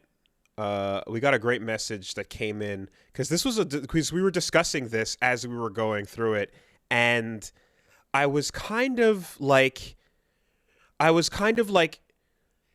don't always hate finding out how the timeline came to be. I don't always hate finding out more because, and me and Reggie both were people who were like, you know what, we didn't even mind season 2 of Korra, right? Where they explained the avatar system. Yeah, sure, it was magic. It was. But if you don't do it in a way that works well, then you get midichlorians, right? And I'm sitting there, and as I'm hearing about the race, and then the why, and then the Reapers were made, and then I'm just like, all of this just takes away any of that awe and fear and like excitement I had for Sovereign establishing itself as effectively, I use the word like Lovecraftian, but I don't know if it's a cuttlefish for a reason. It feels like an unknowable machine god. It really, really does. Squids for a reason. Like, and so, I'm gonna pull it up here because after we were talking about this, KYH9 sent in a message saying, Mass Effect is a great example of why I think Eldritch topics are dumb to have in most stories because they're cool for being unknowable, and in Mass Effect 1, they didn't bother coming up with a motivation for the Reapers. But AAA audiences want answers, so you get this. It's like you're interpreting DLC correct. You're interpreting the DLC correctly, Wooly. The issue is that inevitably, people want motivations for their villains. Having Lovecraftian horrors as your villains in space operas is a bad idea from the start. There's a thin line between the motivations are unknowable and they have none. I lied. There is no line. They're the same thing, and you can't have a 3-game series long going before people start to realize that they are. I wildly disagree with that comment, and so, I will use the direct. So, like, Mass Effect had a perfect example of what not to do from their primary inspiration, because the Reapers are literally Star Trek's Borg. Resistance is futile. Right. We will add your technological and biological distinctiveness to our own. Alongside a handful of other overlapping race similarities there, apparently. I saw a little meme doing the one-to-one, because it's like, obviously the Reapers are the Borg, but then it's like Yes, and that then follows that the Krogan are the Klingons. Klingons, the Asari are the Vulcans, the Volus are the Ferengi, Yep. the Turians are the Cardassians, They didn't try very hard. the Quarians are the Bajorans, the Solarians are the Romulans, Batarians are Andorians, Edie is Data, Protheans are Founders, Drell are Betazoids, and Hanar are Trill. Yeah, they did not try very hard to hide their influences, right? That's fine, right? But here's what happened in Star Trek over the course of a couple series. So in TNG, the Borg are, first of all, they fly in cubes, which is totally fucking weird. It's aggressively strange for the setting, right? Mm-hmm. And they are an omnipresent mega consciousness that like dwarfs a single individual's understanding, right? They're cool. Their first encounter, I don't think they even have a goddamn name. They're just some horrible nightmare from out in space. Yeah, and they're from the old like fucking series 1, right? The original with no, they don't from look TNG. They have no presence in series 1. Oh. Okay. So okay, you know the clip where Picard and Riker shoot that guy and his head fucking explodes and a bunch of bugs shoot out? Right, yeah. Okay, that was writing draft 1 of the Borg. And they were like, nah, techno zombies. That's cooler. So they became techno zombies in the season 2. Oh, that's what it was, right? Yeah, there was an original version form. So TNG, they are unknowable. They are a massive fuck nightmare threat that show up like maybe once a season, and then they delve into what happens to you when you get disconnected and what a fucking horrible nightmare that is. Cool. Okay, this all fits well with the unknowable in a setting that's about knowing, right? It works. Mm-hmm. Then in Star Trek First Contact, they create the Borg Queen, which is an individual who controls the Borg. And this is the worst decision ever. This is the worst decision ever. And it was made so they could have scenes of like Data like jerking off with like his new fucking flesh dick. And so that Picard had a person to kick into an acid bath because Patrick Stewart wanted to do cool stunts, right? Mm-hmm. This was not a story decision. This was like an acting, directing decision.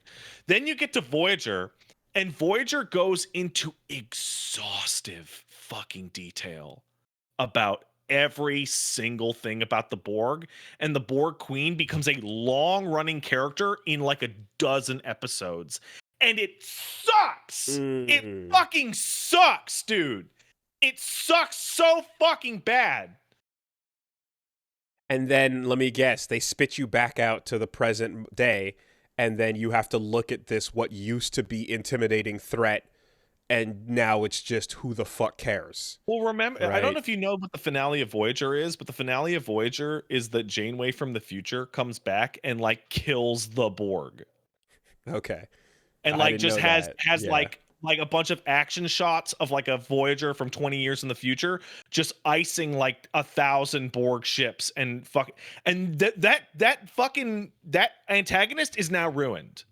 Is like overtly ruined. Done. So after I read that comment, it was interesting because it's like the unknowable is so good at buying you in on a premise, right? And I went off on a fucking little rant about it when I was just initially reacting to it, because I was just thinking, I'm like, what am I feeling right now, right? And I'm like, I'm feeling the way I felt when I was like, what the fuck is this Gantz man doing in the ball? And why are they teleporting dead people, and why are they have to fight the aliens? What is the possible reasoning you could have behind this? And 9 times out of 10, the person making the story is like, I don't fucking know, lol. But hey, cool fights though, right? Which is why, and so like a lot of the time it's like, oh, you kind of had an idea that you had something that was like, oh, we're gonna buy you in on a wild premise, and you're like, what are the answers? I want to know, and you can string that along for a long time. But if you don't have a fucking plan, it's all for nothing. It's all for shit. The unknowable tech god. How do you even begin Yeah. to fight them? I'm like, in my brain, I'm like, obviously you're going to need a MacGuffin, but that aside, like, how cool is it going to be to find out more about them? And this is a similar feeling to what I got from the Geth at the end of MA2 when Legion was kind of setting up them in the fucking Attican Traverse, like from beyond the veil, the Perseus Veil. Yeah. They're countless. Their numbers cannot be understood by any other race, and they're just chilling there. You've been picking off little scrap skirmishes with the heretics, the fucking insane ones. The real that had Geth, an equation error that made them think that this was a good idea. yeah, the real Geth are just observing and chilling and off to their own thing because they've faced their creator dilemma, and they're like trying to work. It's such an interesting prospect, right? Okay. So back to Voyager for a second. Okay. Voyager ends in 2001, which is right before Mass Effect starts getting written. Because Mass Effect came out in fucking 2007, and it took like 4 or 5 years. So like, Voyager's ending was fresh, and everyone on that project's a massive fucking Star Trek dweeb. So they knew that their unknowable tech god can be ruined by over-explanation. Like, that was all on the page. Yeah, and if you're a fan of Star Trek, you're avid if you're working on Mass Effect, you're probably an avid Star Trek fan at that point in time. The reason the fucking first game has film grain is so it looks like TNG. Yeah. The race the comparison we just made, like it's and to be fair, like no other game that what they did with KOTOR was so fucking cool that it made sense to be like, what if we made our own that didn't have to be Star Wars related, right? Like that's exactly what that is. That's just a brilliant move to be, because like you have the talent to make a space world that is that compelling, and they did. The fucking buy-in in the Mass Effect 1 world with the Citadel and the idea that all the future tech you have was given to you by like a malevolent but omnipotent race that exists, and they're a threat, but you rely on them, but they all like the whole thing, and like tell you the exact Star Trek episodes every one of those concepts is taken from. Okay. Every single one. I believe it. I mean, that Star Trek is a fucking institution that's been around, that's visited all these concepts, right? But when it comes down to that comment and then replying to like the what I think when I'm looking at the Leviathan revelations, I'm like, I don't want to just hand wave and say, stop trying to explain away the magic, stop trying to explain the unknowable, because it can be done well, right? Totally. It's just, it takes like real time to craft a fucking narrative that is strong. And what I point to in my example is, why the fuck are we stuck in these walls, and why do these giants want to eat us? I don't fucking know. This sucks. Yeah. Oh shit. Oh shit. Oh shit. Oh shit. Yeah, you can do it. Basement. It can be done extremely well. Totally. Right? And it can be planned out in a way where every time we zoom out, instead of making the magic go away, it just increases your fucking suspense and how invested you are in the setting, because you recognized the pieces that like would attract the audience to the like the threat to begin with, and then you never forgot what those were. What we're dealing with now with the Reapers, even before we had this Leviathan backstory reveal, we were blasting them left and right, and we took on a what we called a Reaperito, right? A little mini one, and Harbinger is lame as fuck. I gotta stop you right there. The moment that the Reapers become unsalvageable, genuinely, it doesn't feel like it at the time, but it is the first time you hear an eldritch being beyond your comprehension say the phrase, "Does this hurt you, Shepard?" Right.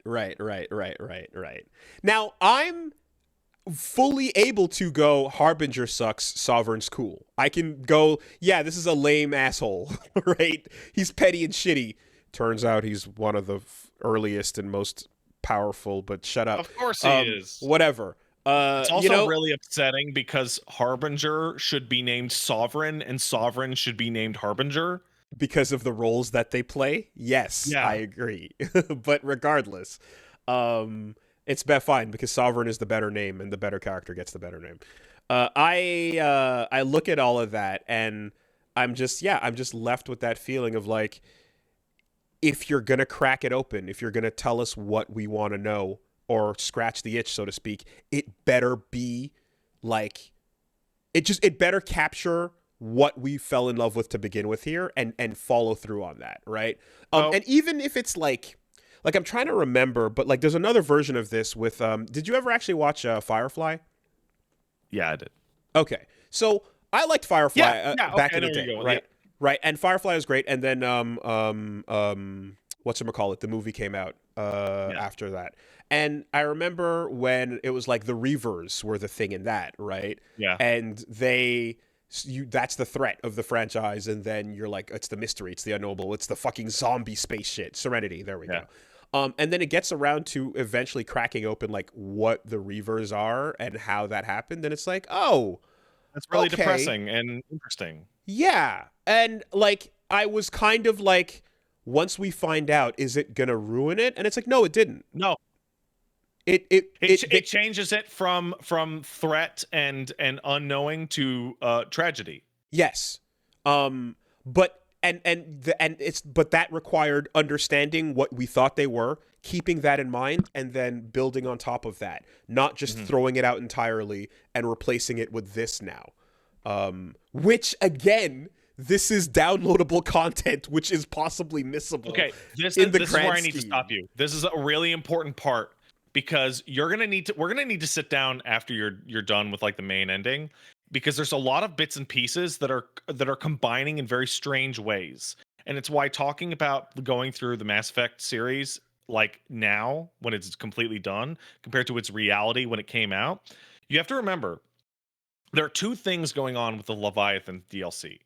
The first of which is the Leviathan DLC is post-ending anger attempt to add backstory to a decision with the writing that people didn't like. Right? Say that again. So Leviathan's DLC, the writing in it is post-ending anger Band-Aid.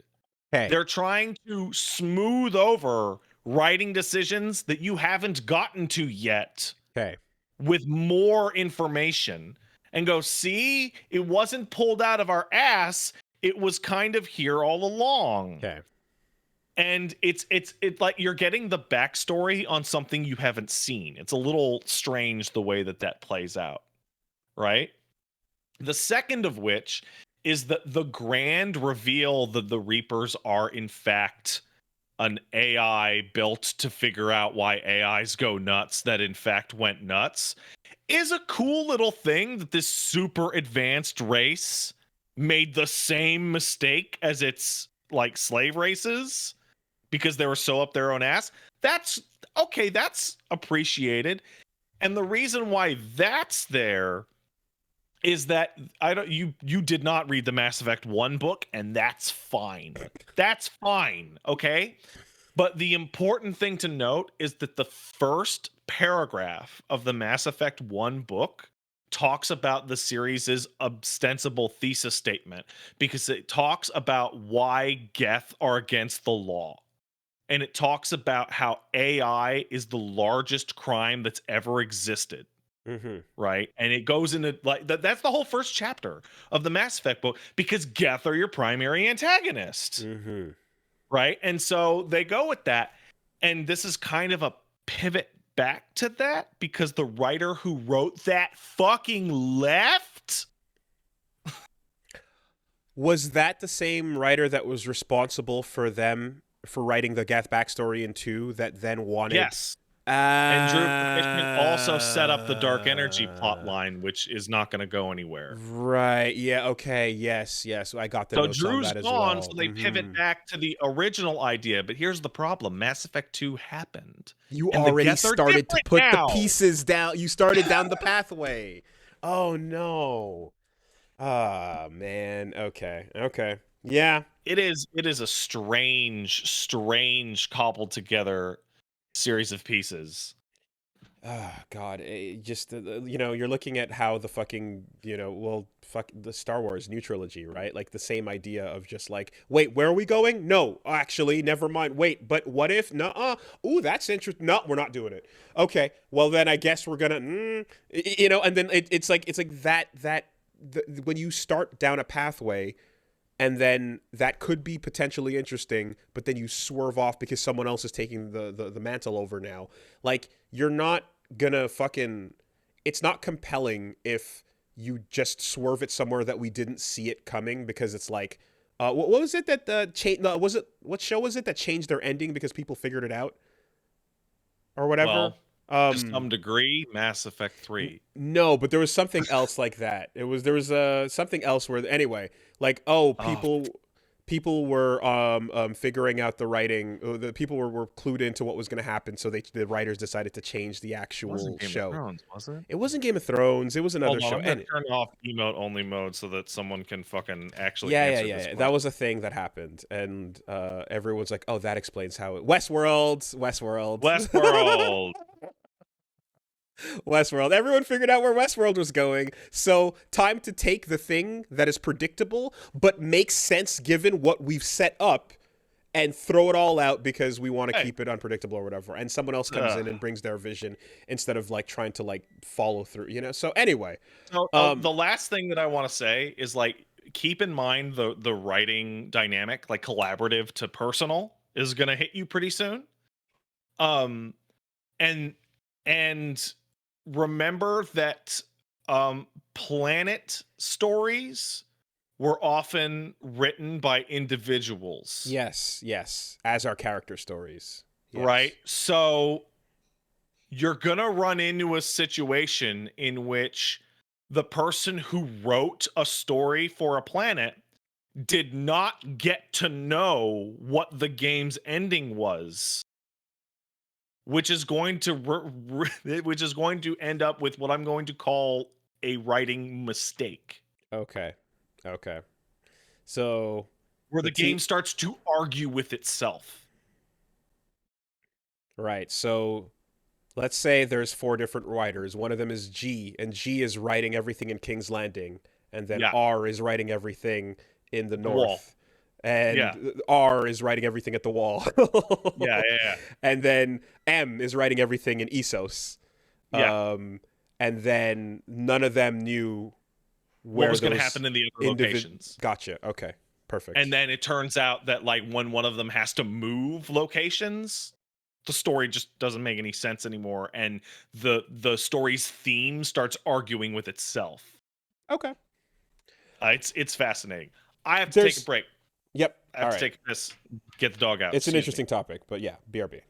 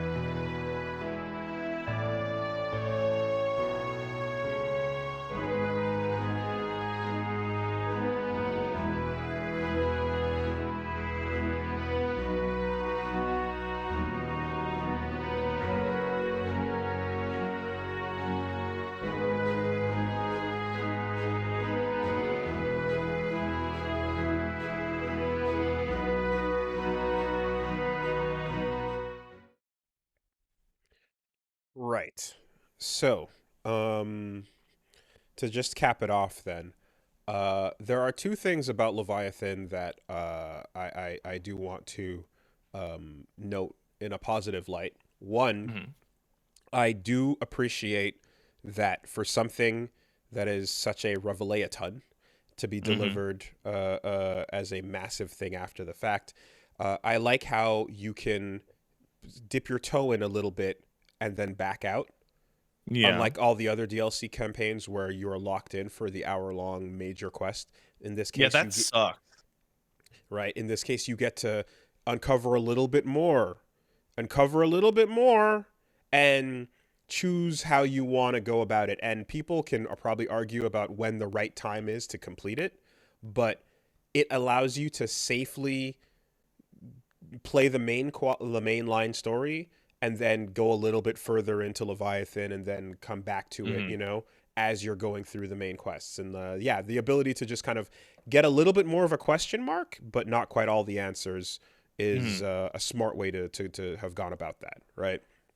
Secondly, I have sympathy for a story ending and them not addressing something.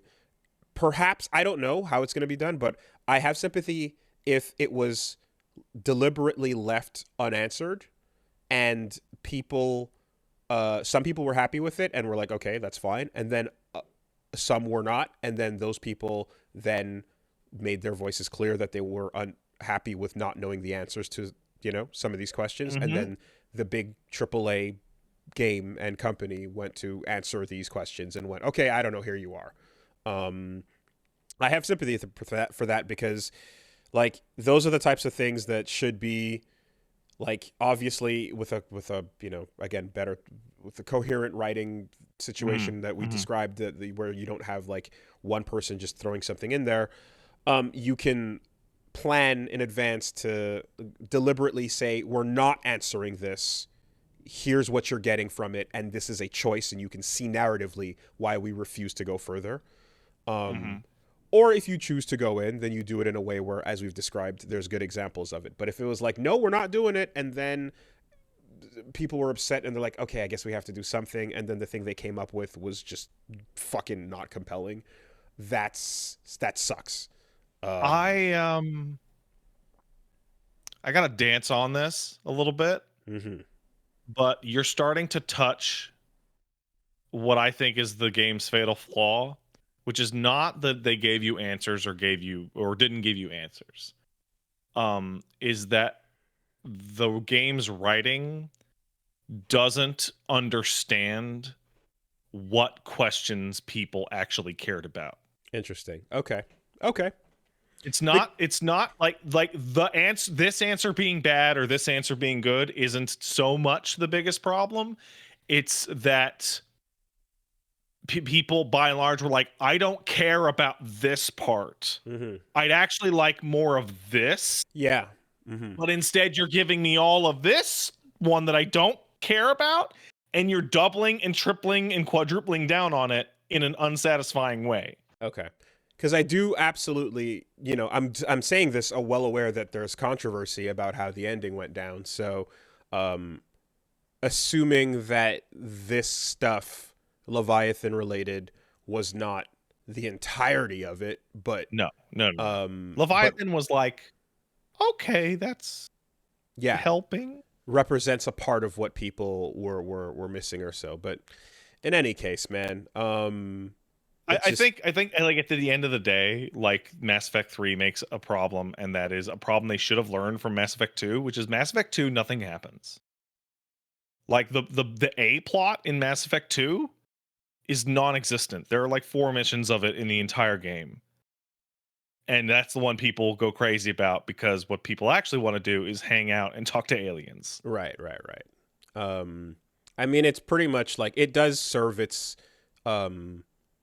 it does serve its Empire Strikes Back role of, like, introducing the larger threat and, like, I guess changing the scale of Mhm. warfare, for the from what the first struggle was to what the final struggle is going to be, Mhm. changing the stakes, as it were.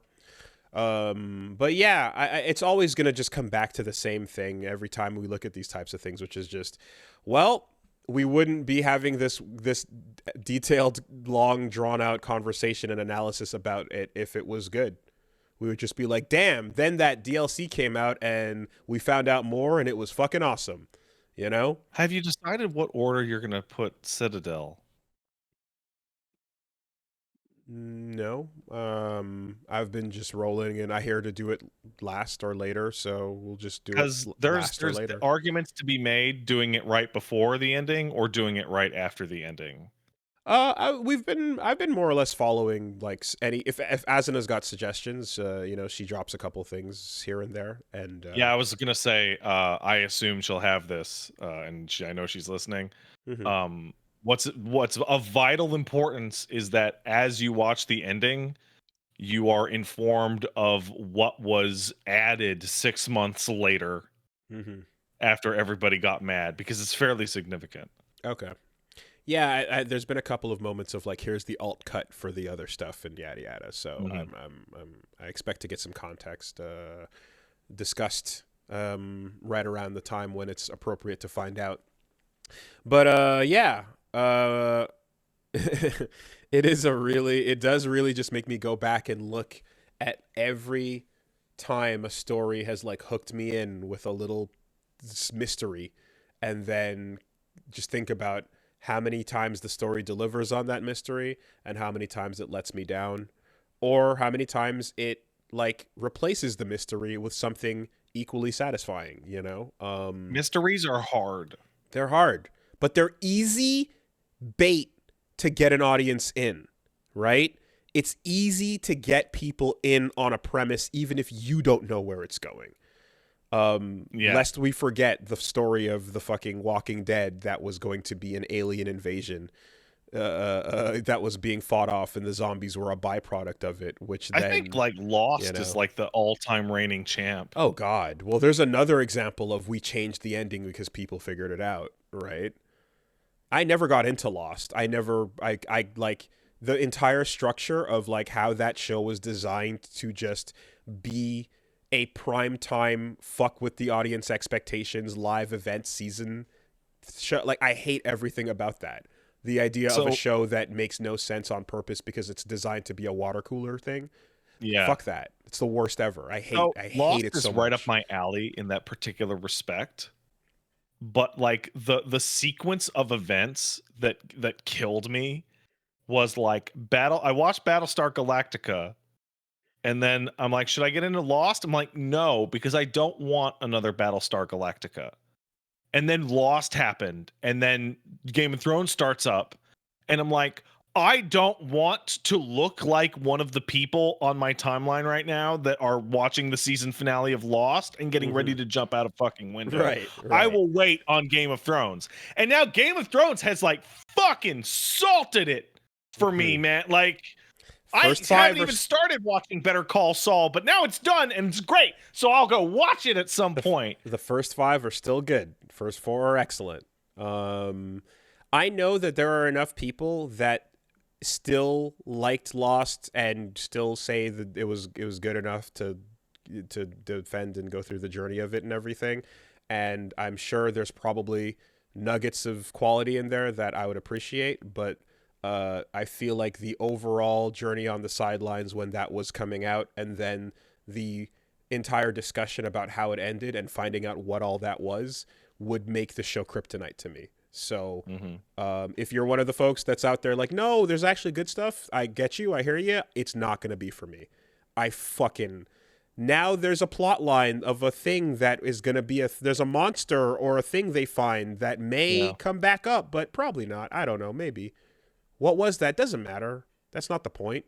BSG gets so far. It gets all the way through its last season and then just like 3 episodes to go. Like right at the finish line. Right there. It's crazy. Yeah. Oh. Well,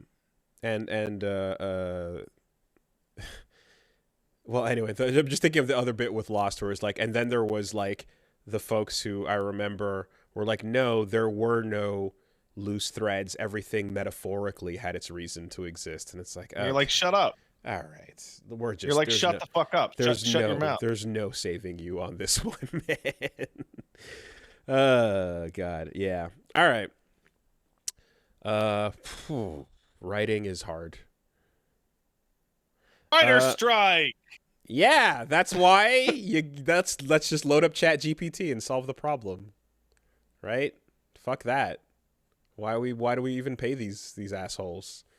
Nobody what do they do? needs Just them. write words? I could write words. Ooh, I want it to be an artist, but I'm not good enough, so I'm just gonna fucking write words. Anyone can write words. Oh, I want it to be a programmer, but I'm not good enough. Guess I'll just fucking write. I wanted to do anything else, but I couldn't do it, so I guess I'll just fucking write words.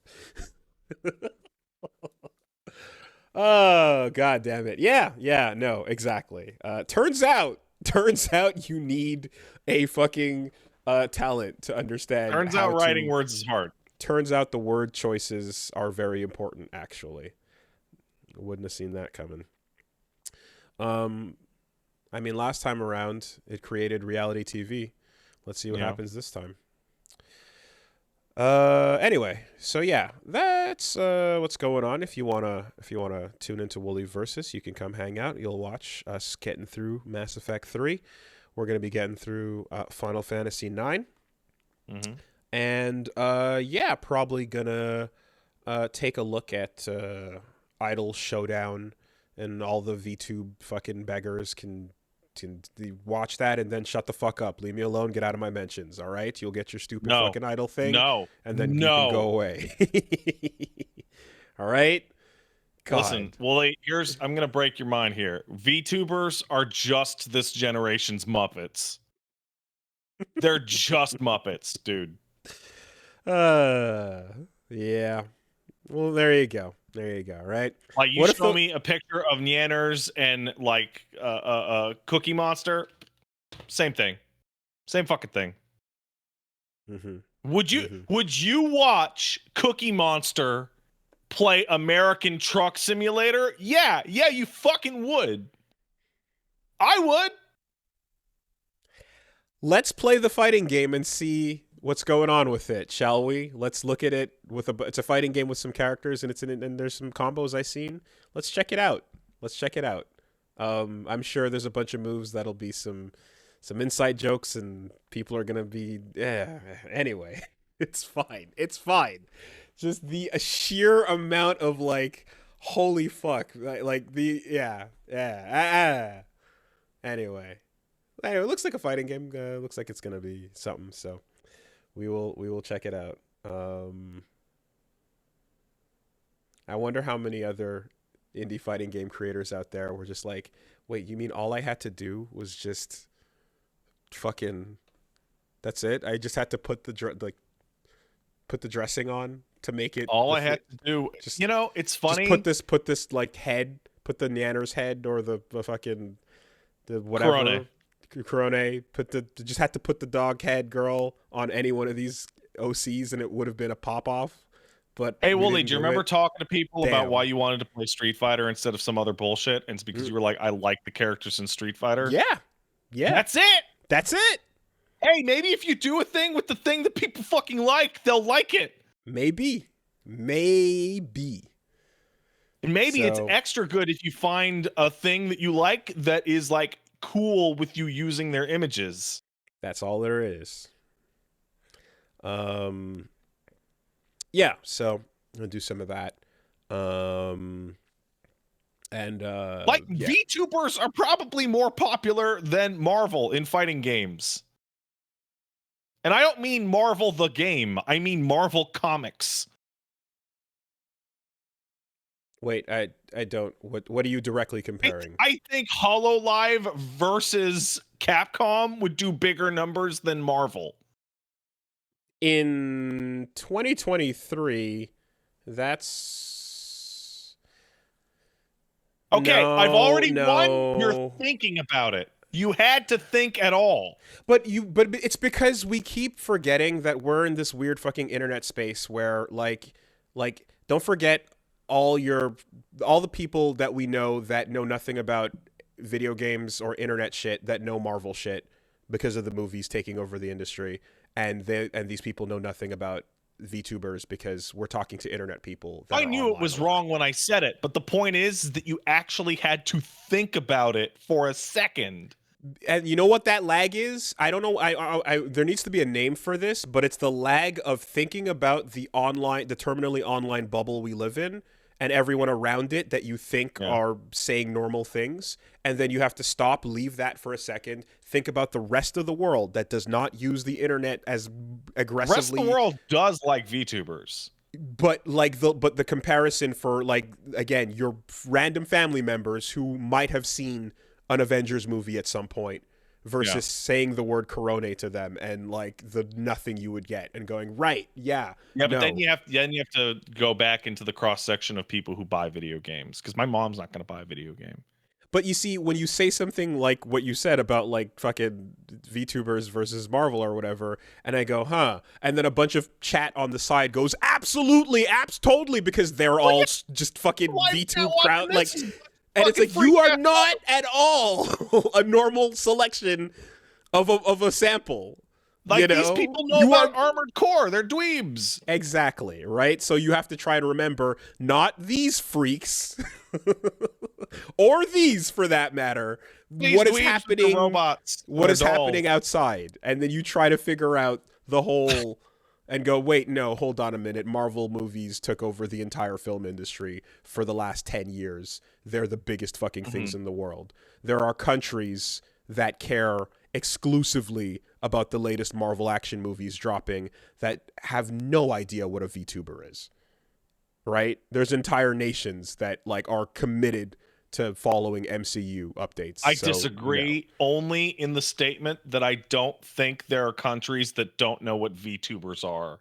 Anime has weirdly penetrated everywhere. That was a hyperbolic statement. What I'm saying is there are countries where like the VTuber pop-off has been significantly smaller compared to here. I'm telling you right now, I believe that Goku could run for president in any South American country and maybe win.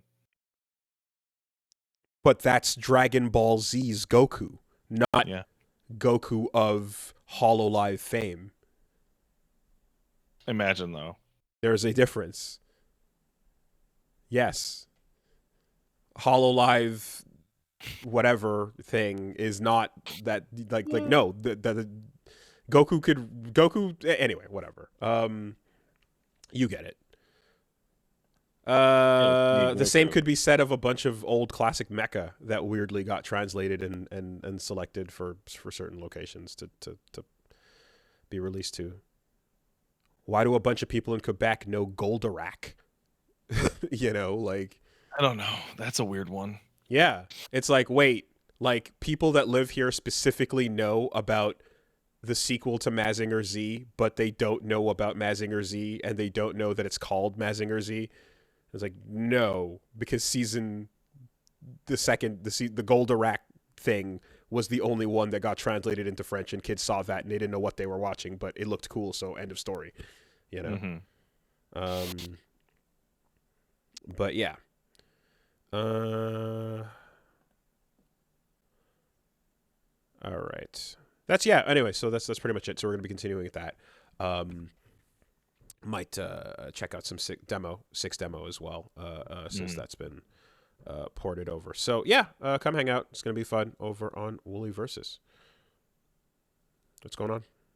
Well, there's two things going on. One's about video games, so I'll leave that till later because, you know. Why is Wooly so combative when it comes to VTubers? It's just this one fighting game. My mentions have been exploding for the entirety of its announcement. Literally nonstop. It's been an insane tidal wave. I know it's a fighting game with the VTubers. I get it. That's what's up. If you could see my mentions, you would get it. That's all. That's why. It's not that hard to understand.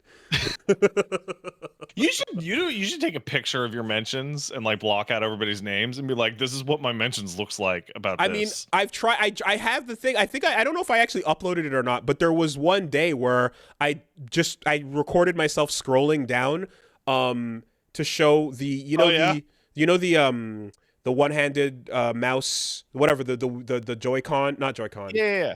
whatever. It was the like use one hand to play keyboard games, and then you have the little nunchuck for your PC. Yeah.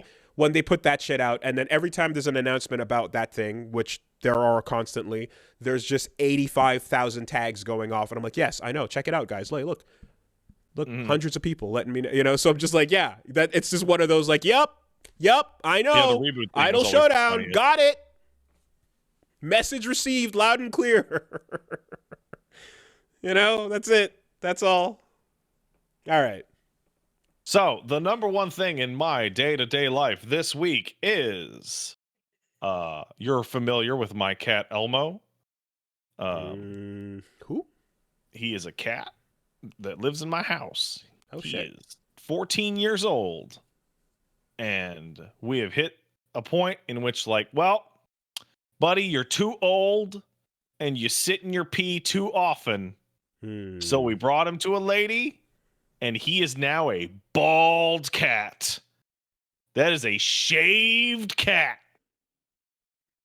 He is in a teddy cut with his head all little poofy. And he fucking looks disgusting. Like, when you shave a cat and you discover that your cat's like horrible primordial cat pouch and tits are just swaying every step and breeze. Awful. So gross. Yeah. I love him. Turns out you need a little bit of hair there just to remind you what's going on, you know? And like, you know how cats' buttholes are just out all the time? So I hear, yeah. Yeah, when you shave a cat, it's like, it's just, every time you look at the cat, you're just staring right up the cat's ass.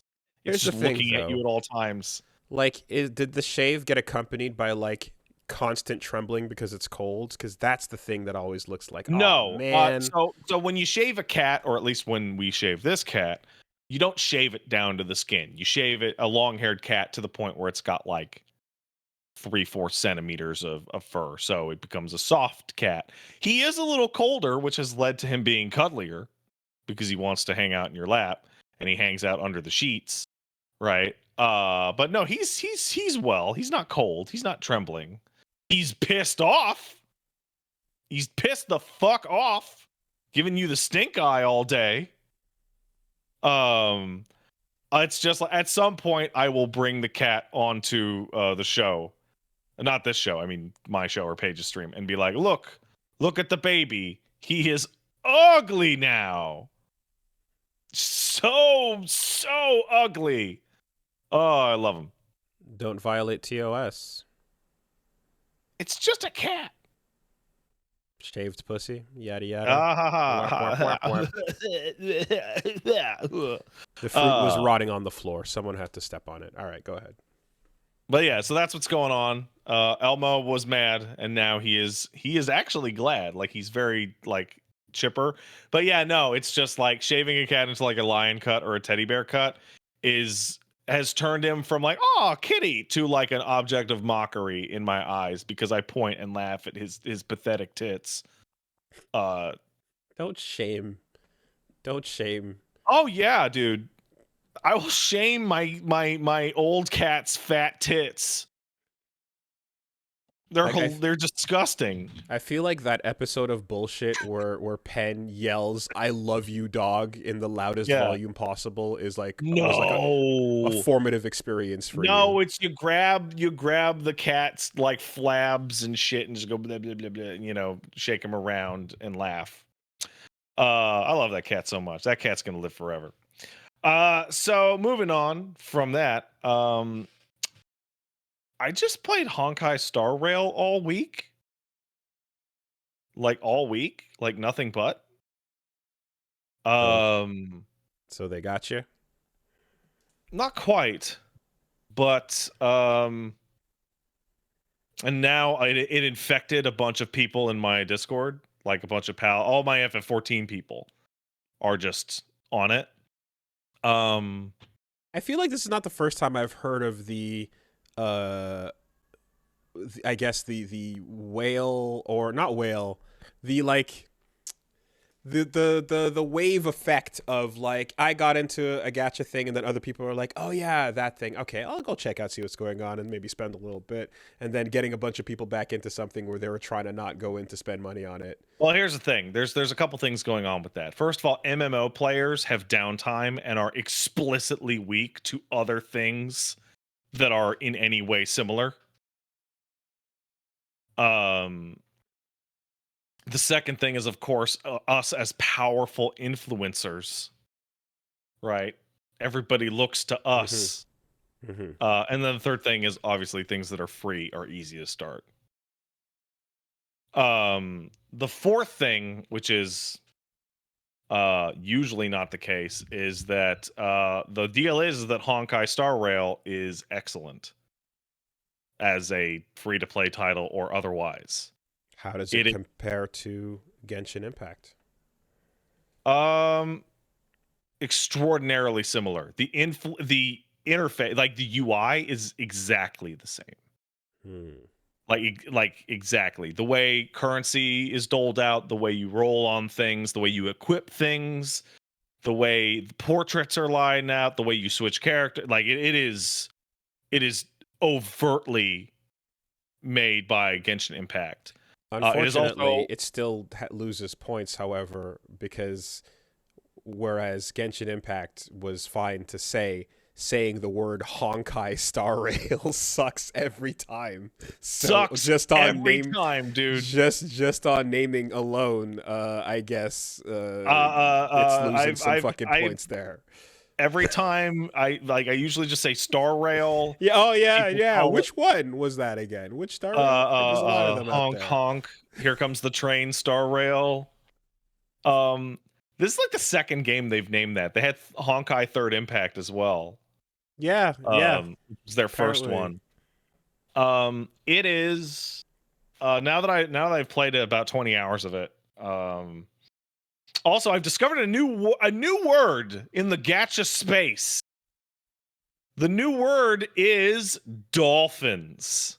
Oh, we said that last week. Oh, we said that last week? Okay. Yeah, what I was talking about like we were like, there's whales, and then there's people who just like minnows who just never bother. And then I was like, okay, but what about like I'm someone who might be like, I just want one thing and I'll never spend a dime on this game again. And I kind of was talking about how like I got Virgil, I don't care about anything else. And it's like, oh yeah, you can dolphin. You can be a mini whale for the one thing you want, and then you're done. Yeah. So it has the exact same, like all the gacha elements of the game are identical to Genshin. So you can just, any thoughts or feelings you had on that are the same here. It is funny that when you get to the titular train, all the lights in the passenger compartment are highly stylized whales hanging from the ceiling. That's fucked up.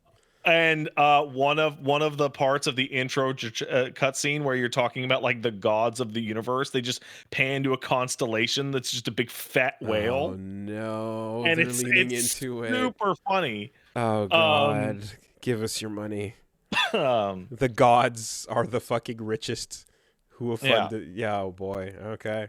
But to break it down is where Genshin Impact was a open world action RPG that I thought was kind of light on the action.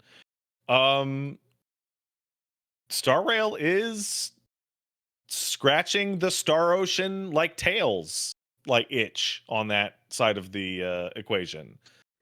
Like it is visually stunning. It is overflowing with really, really interesting writing. Like just constantly fascinating writing. And while people I think are massively overestimating its influence, there are definitely parts of the game's side content that I look at and go, this does feel like somebody who was a big fan of Disco Elysium, like writing some weird shit. Okay. It will go everywhere from every single trash can in the goddamn world has unique dialogue and events associated with it to memories that are little stories like from Lost Odyssey sprinkled all over, which reference anything from the Pale Blue Dot to other sci-fi space shit. Yeah, To that sounds like Undertale-ish, I guess, as well to some degree. I think anything that is also like has enough budget can afford to just like pepper their world with lore and there personality. is so much interesting writing. Like it's actually just really Mm. wildly impressive.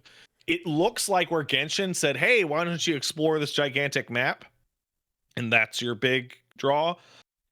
Star Rail decided to go, what if you just had the ability to have interesting conversations or writing tropes everywhere at all times?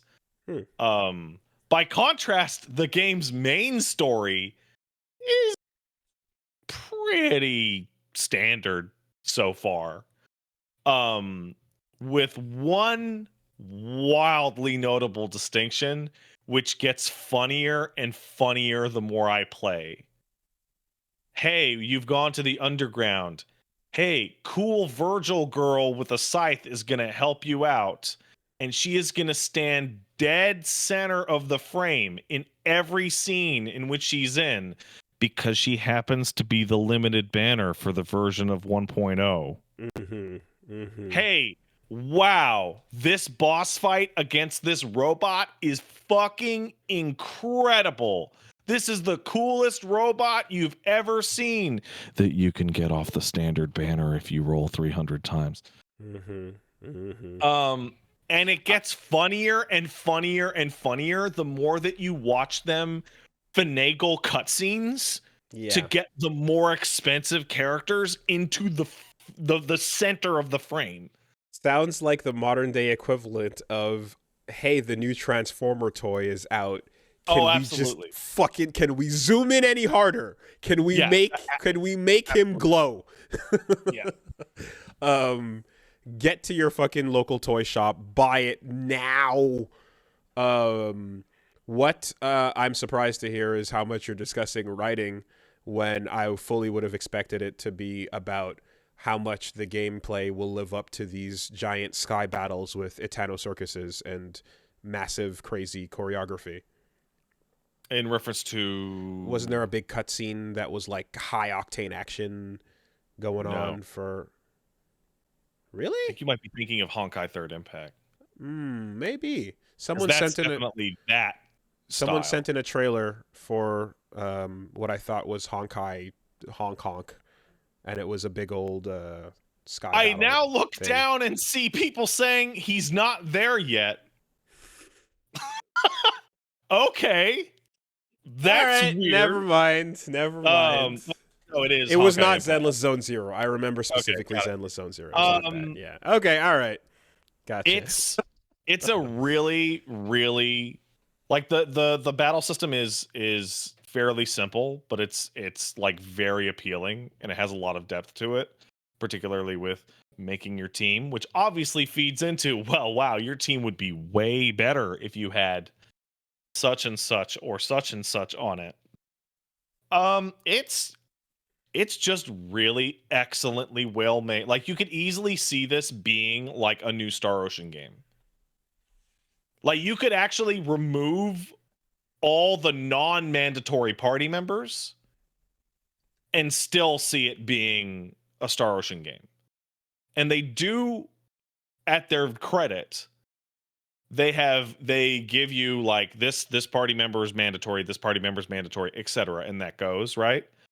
All the type weaknesses for enemies in all the main story content fit the characters they know you're going to have. They don't give you a situation in which there's a boss fight coming up, part of the main story, that has no type weakness to anyone that you're guaranteed going to have. Okay. Right? What is making the synapses fire when you're playing this game? Is it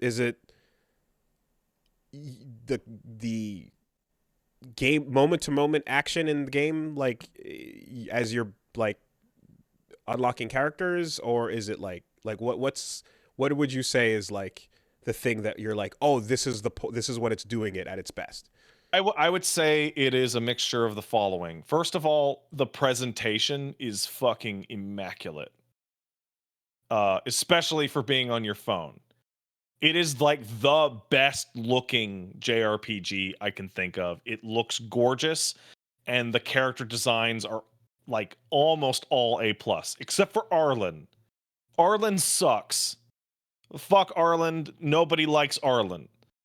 I think it was Buttons who described that MiHoYo has the idea of if your game is going to make $1 billion, it should look like it makes $1 billion, Mm-hmm.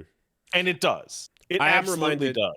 I'm reminded when I see like the characters in the roster of like how Grand Blue is like, hey man, if you haven't found the character that you've fallen in love with yet, keep scrolling. We'll get you.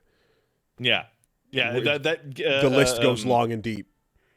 Star Rail is definitely like that. Like Mhm. there's like even the main cast, like the guarantees, a lot of them are winners. Like genuinely. This obviously feeds into the fact that it's as a gacha game, it is of vital importance to make the characters that you would roll for cool and desirable. Mhm.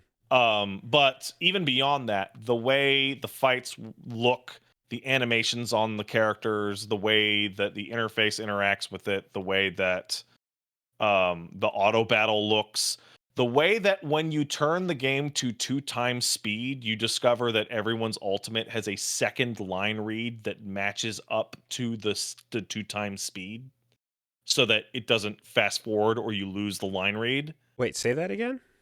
Okay, so say somebody does their ult, right? The big fancy animation that would normally take about 10 seconds, right? Mhm. Say I'm playing as a Jeopard, he's a shield guy, right? He has one line read for when you're playing the game at normal speed, and he has a completely different line read for when you're playing it at Wow. twice speed, Wow. That's attention to detail. Okay. right? It's good. And this it's just bursting with presentational quality, which is a really great first impression, right? The Mhm. second thing is that it is fascinating writing all over the place. Like fascinating sci-fi writing like all the time. The main story is like a Tales game in levels of complexity in that it's a standard JRPG. With this interesting thing or this interesting thing. Mhm. All the side content, which is like examining every single possible thing in the environment, is really, really interesting. Okay, you keep saying that. So like, can you give me an example of what you mean? Okay, there is a 10-minute sequence in which you are staying in a shitty hotel and you can walk up to a customer service satisfaction report and your character flashes back to them getting out of an Uber and the Uber guy asking them for 5 stars and you saying how that's a violation of the impartiality of the customer review, that you would never do that. And that's the context to start shitting all over this hotel with the most bullshit customer review ever, while your character is huffing their own fumes about what an impartial Yelp reviewer they are and how they are the most magnanimous, most prescient genius hotel reviewer there ever was, and how you've done everyone a favor. And you Like, congratulate yourself at the end of this process for having the single most unbiased review in the history of hotel reviews. played comedically, I'm assuming. Yes, absolutely. Okay. And this is just a throwaway little interaction where if you're in a cutscene in which you're staying in a hotel, you decide to go look at the desk beforehand. There's a sequence in which you have to fucking walk around and in order to get permission to enter a new area, you need to answer trivia questions about the robot settlement. And one of those is, who was the winner of last year's Vagrant Settlement rap contest? And you go, okay. So you go talk to NPCs who will do voiced rap for like multiple minutes in every language the game supports. Mm-hmm. And they're not great, but they're a lot better than I would have expected. Okay. So tons of little not world building side quest voiced things going on There are content like wise. 45 trash cans and dumpsters on the first planet that Mm-hmm. all have unique interactions. And I don't mean like you click on it and goes, this is a trash can, and then you click on the next one and it goes, some people put their trash. I mean, some trash cans have letters in them that you can decide to dig out and put in a mailbox. Some trash cans, your party has a long series of paragraphs describing them talking about you as you root through the trash and what a freak you are, and so on and so forth. It is just drowning in constantly interesting little anecdotes all the time. But the main quest doesn't have this tone to it. No, the main quest is somewhat standard. Oh, the planet's frozen over. We got to figure out where the evil MacGuffin is on the planet that's causing the endless winter. Oh no, the government's involved, etc., etc. And it's told relatively well. Okay. Right? It's not going to shake the end of the world. It's Star Ocean-ish. Okay. I'm watching some gameplay of a character named Kafka, and so far she hasn't turned into a giant bug, so I'm a little disappointed. But okay. Yeah.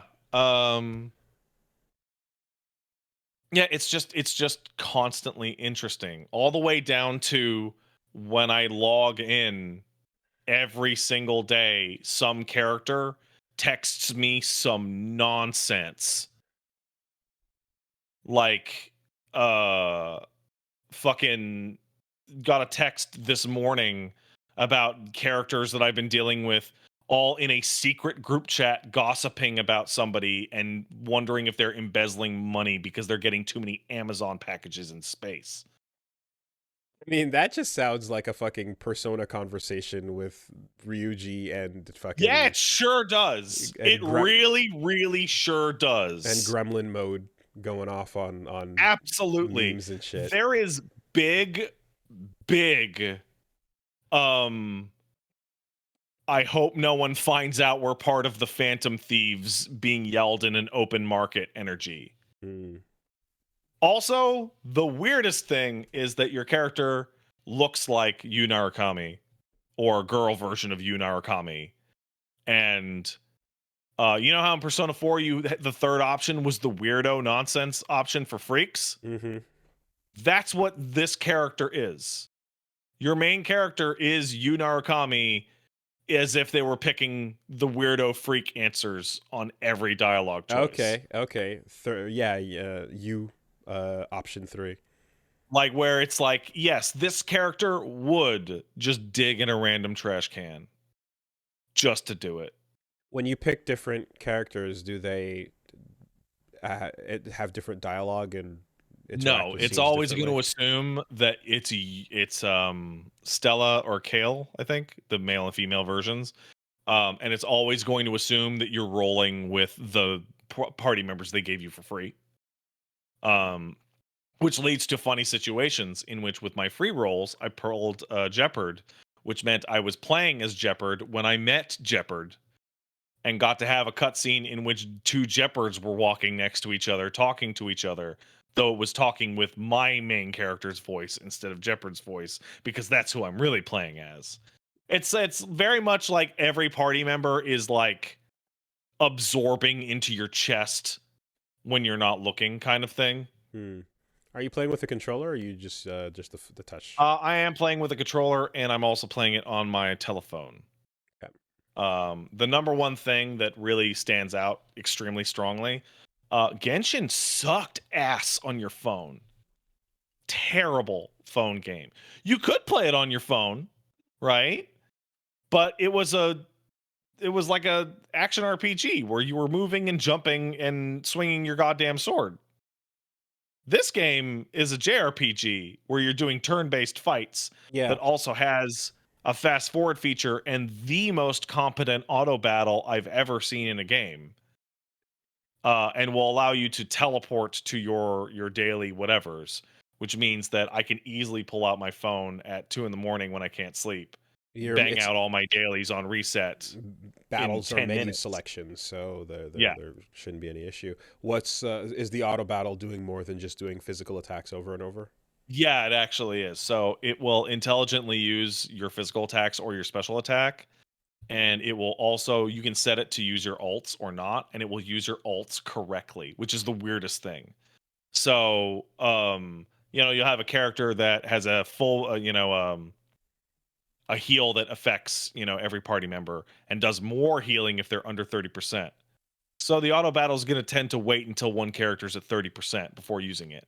It's not perfect. What's the downside? What's the downside is that it's not perfect, and occasionally they'll blow their ults on like shielded enemies or enemies that can't be damaged or Okay. whatnot. So the basic gist of it is that for going through areas that you're overpowered for or running daily content that you're overpowered for, yeah, you turn that auto battle on and just smoke them. Well, as you're doing story content, you are manually controlling your party because it's more difficult. Or if you're doing really hard content, you would actually control your party to make sure that they're doing everything correctly. But it's an extremely competent auto battle thing for the shit that you wouldn't actually want to fight yourself. Okay. Yeah, that makes sense. We every day we stray further and further from God's light, and by God's light I mean the most boring part of traditional RPGing. But Yeah. like it's like, but we want it, but we also want it to not be boring, but don't make it not. And it's just At keep a bit speed, of it, but not too much. And that's why I'm just like, oh my god, okay, what do we? Oh, at 2 FF7R, times speed with perfect. the auto battle Yeah. on, if you hit a trash mob, they are gone in 4 seconds. They are done. So there's that, right? All of that content, and then you have, Genshin had its side stuff. The main side mode that they have aimed at this game right now, they'll be adding more later, is a roguelike. It's using the game's battle system, and it's essentially Slay the Spire. Cool. And it's good. It's really good. The roguelike elements are pretty good. I don't think they're quite as good as Slay the Spire, but it's a really good start. Are there any limitations to not buying anything? What does that mean? Are you going to hit a wall where you have to grind out something to overcome a hurdle, like a thing to so yeah, stop you you from are just going all the way through? so you will absolutely have to grind because it's it's a free to play game. That grinding does not necessarily involve cash. Okay. It involves dailies, weeklies, using your materials to level up your characters, etc. The thing is, it's a free-to-play games implication a couple of years ago meant one thing, but that has changed because now when people go, it's a free-to-play game, but like it's the Riot version of it, then it's like, oh, you get way more than you expect to for free, or like I hear stuff like that about I don't know, I've seen it right with like Runeterra and shit like that. So I'm like, what are the actual? Hey, hold up, we want to make some. I'll give you a good example right now. In 1.0, and I assume this will carry forward, you don't need to spend a dime to beat all the content. If you want to do the super hard end game shit, you would hopefully get lucky with your free shit, your free rolls. And the main distinction is damage types, right? So Persona has, your 4 damage types and then light and dark, right? This has, I think, 7, and it's like fire, ice, lightning, earth, wind, imaginary, and quantum, I think, are they. The banner character right now, Sela, is like one of the only characters that does a quantum damage in the game. And she's also wildly broken. Like fucked broken, like absolutely busted. Throw the rest of the team in the trash broken. You don't need them. You don't need them. It's premium content. You're getting. Yeah. Okay. But So you're gonna hit your walls. Oh, people are saying there's a Street Fighter 6 open beta. Yeah, I was just looking into seeing what the announcement was for that. Wonderful. But yeah, so like, hey, if you get Sele, right, you're gonna roll it. You're gonna fucking roll it because she is busted.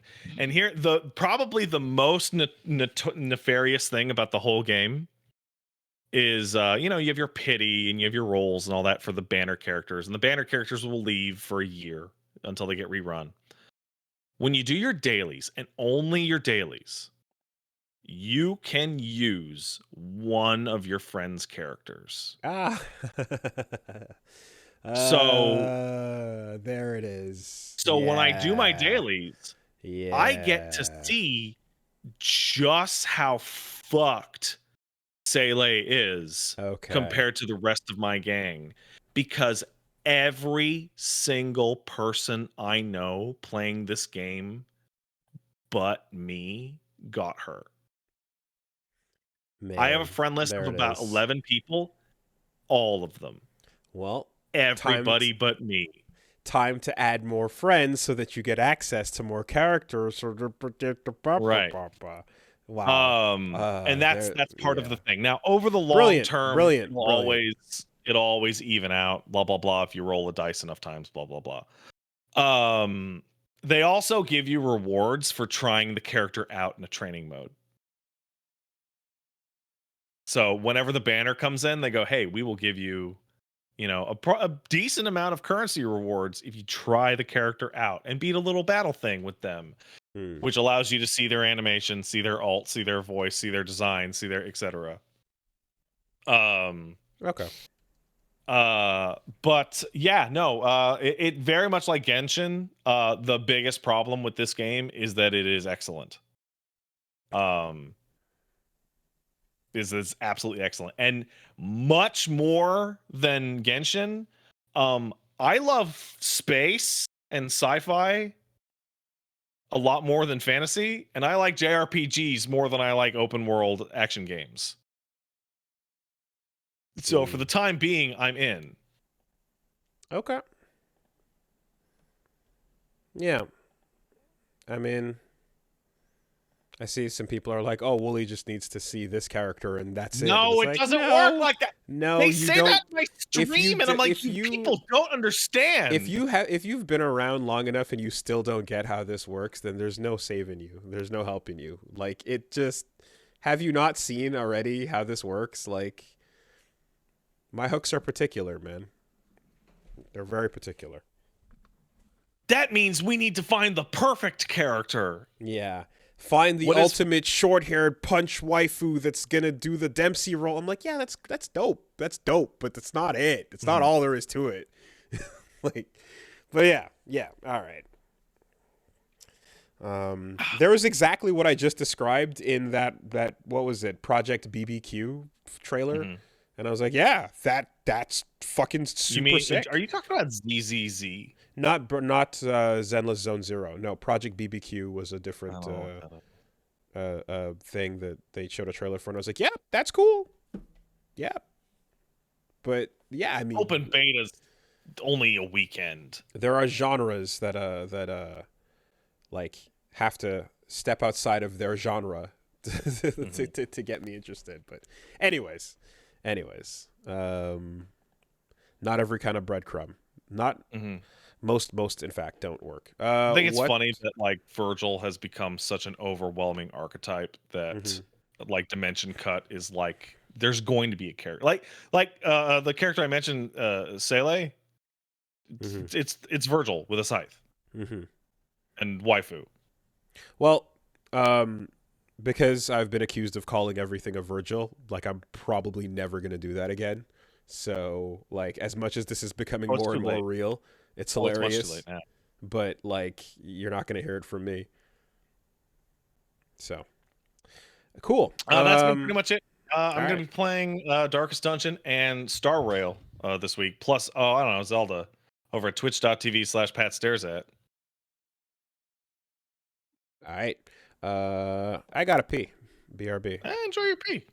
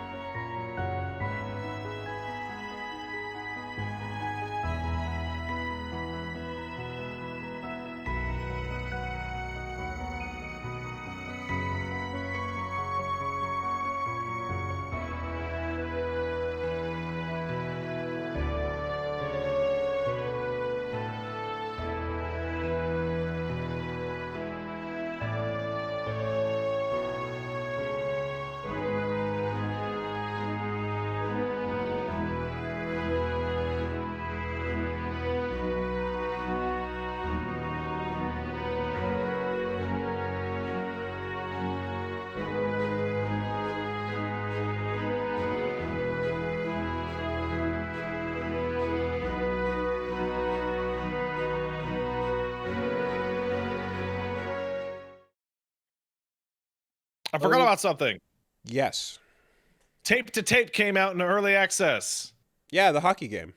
Yeah, guess what? They added the goddamn boss fight at the end of the first world that I got to. Probably more, but that's when I stopped.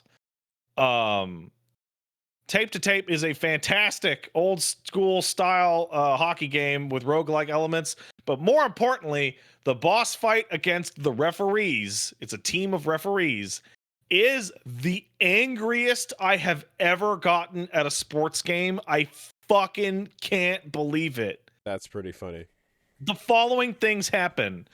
The ref, the real ref, the one that's handling your fucking game in your game against the refs, throws the puck over his shoulder to the other team on every face-off. Every face-off. You are guaranteed to lose every face-off. Okay. On top of that, the ref will check your players. He'll check them. He'll just fucking check them. Okay, I scored a goal. The ref will say it didn't count. Wow. He'll go, no, Wow. it's no good. Okay. This was followed by the worst of them all, where the refs hit the fucking beam on the side of the goal, and it bounced out, and they ruled it good. This was in like 4 minutes. This was like all like bang, bang, bang, bang, bang, and they fucking kicked my ass. And I'm just like, oh, this is the worst. This is the worst. Win the rigged match. Oh, it's great. That's powerful. That's powerful. It's great. And it's not like, because usually you're like, oh, it's a little rigged. No, it's super rigged. It's great. Like, it is a boss fight. Nice. That's an early access too. Yes, sir. Okay. All right, let's take a quick word from our sponsors. I love the sponsors. This week, the podcast is sponsored by Stitch Fix. Stitch Fix. Yeah. So we've talked about them before. Basically, Stitch Fix is for making you dress better. I need to dress better. Yeah. I'm wearing pajamas right now. I am currently experiencing my renaissance of clothing that I can fit into again, that I couldn't fit into before. You know, look, see that right there? That's Nakali. I couldn't fit into Nakali before, but now I can. What? It's not Naruto. It.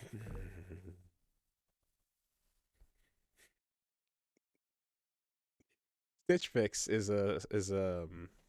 they're gonna find out what looks best on you. You don't have to use your own judgment. Sometimes you go shopping and you think you're gonna buy something that you think looks good, but turns out maybe not. You know, sometimes your own judgment can betray you sometimes, and then you end up pulling off a fashion faux pas.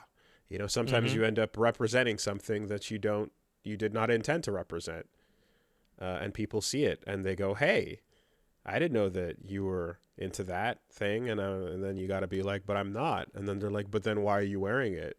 And then that doesn't feel good. So, what you want to do is trust the experts. Stitch Fix has the personal stylists that will help you get a custom wardrobe that fits your style and your budget. Basically, you can avoid all the stresses of regular shopping by having the select pieces that fit your style. You take a quiz, you see what works for your style and budget preferences, and then they'll put together an outfit. You can try it out, and when they send you a couple of items, you see what you like, you send back what you don't. And they have over 1,000 brands and styles that you know and love.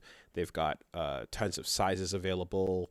Again, expert stylists whose job it is to make you look swag as fuck, ready to put these looks together. So you don't have to, because you've spec'd into other things. You didn't spec into fashion.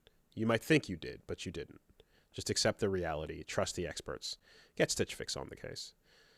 Thank you, Stitch Fix. I love you. Right now, Stitch Fix is offering listeners $20 off their first fix at stitchfix.com/superbeast. That's stitchfix.com/superbeast for $20 off today. One more time, stitchfix.com/superbeast. Thank you, Stitch Fix. Yeah. Thanks, Stitch Fix. All right. Let's see. This week, the podcast is also sponsored by HelloFresh. Hello. Hey, Fresh, what's up? Fresh. Hello. Right? I think that's what we established. You open the door. You say go, hello. Fresh. That's exactly what we established. Yeah.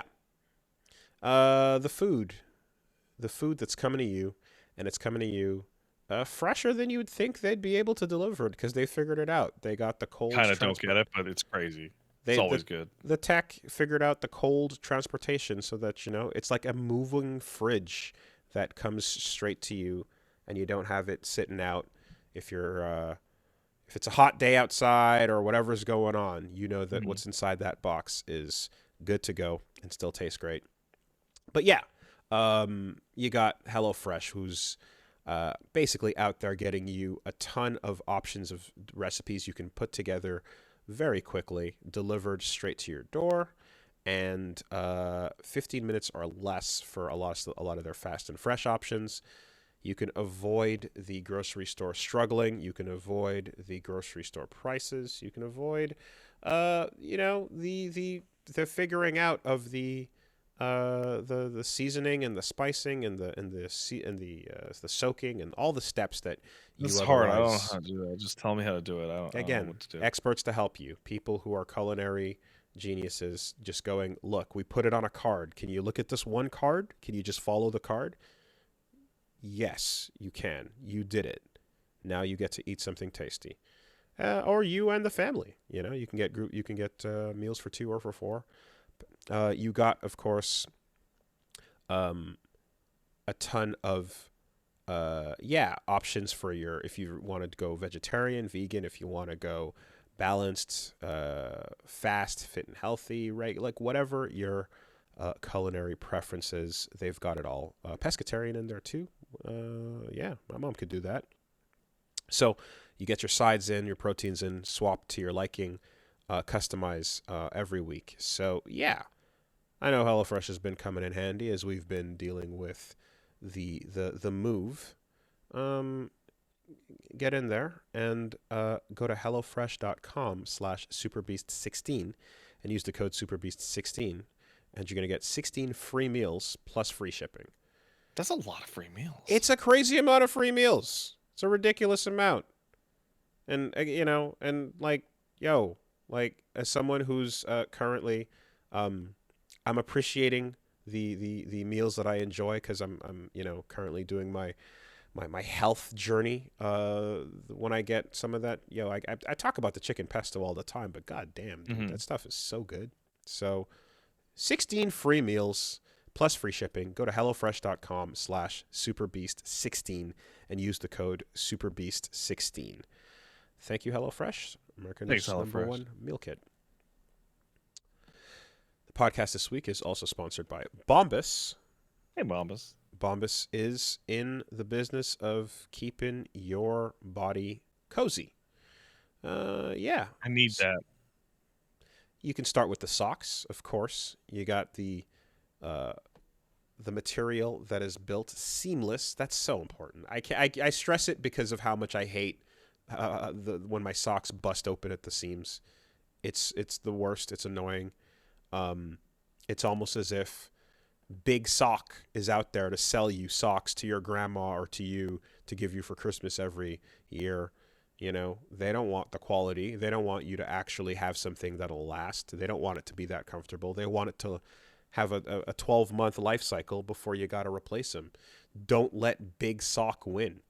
Oh, my socks are they're dire right now. It's bad. Yeah, get in there with Bombas because they've got the wicker. They've got the sweat wicking material, lightweight fabrics. Your feet can breathe. There's arch support, cushioned ankle tabs, preventing blisters. They've got sock tech on lock. And it's not just about the socks too as well. They've got underwear, they've got undershirts, they've got a whole bunch of options that are equally as designed with attention to detail. And as usual with Bombas, with every pair you get, they're donating a pair to a homeless shelter. And that is the number one most requested item at shelters is socks. So get in there, get your Bombas socks. Go to bombas.com/superbeast and use the code superbeast for 20% off your first purchase. That's bombas.com/superbeast and use code superbeast at checkout. bombas.com/superbeast, code superbeast. Even gamers need socks too. Thanks, Bombas. Thanks, Bombas.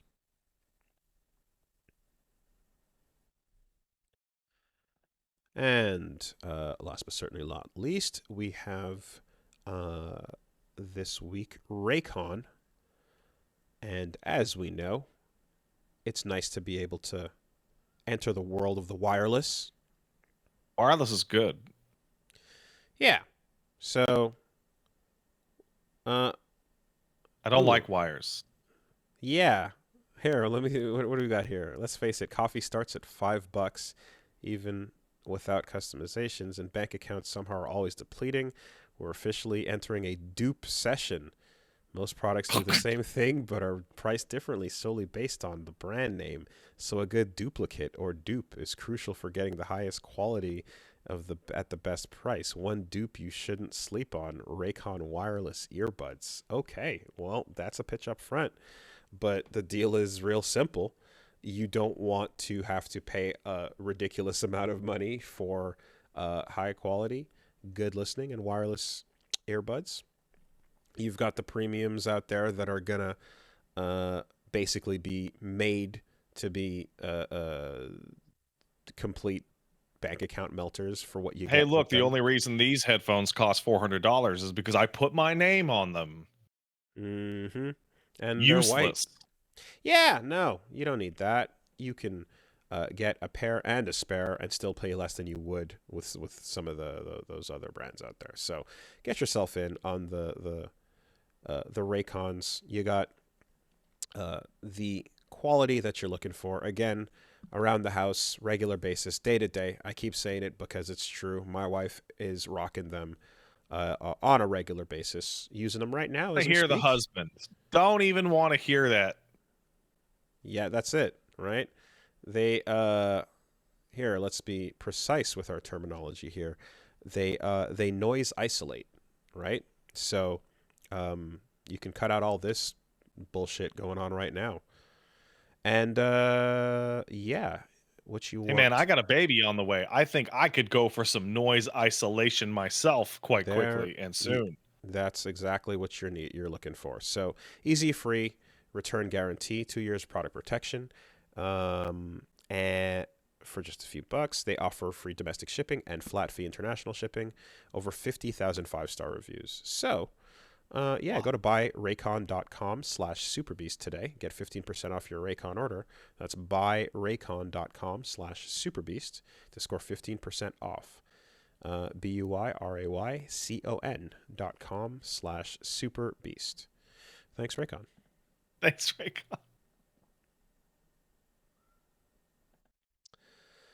Right. So yeah, while we were talking earlier, breaking, looks like the Street Fighter 6 open beta is going to come out. We were expecting this. I was expecting at some I point was also expecting this. because closed beta will teach you a few things about what's going on with your network, but you need an open beta for the stress testing, right? Kind of shocked it doesn't just roll right up until release. That's what I usually think of an open beta very close to release, is that it like just rolls in. I think the major disincentive is that the demo will roll up to release, right? And the demo is the two characters that you can play with right now, offline only and World Tour mode.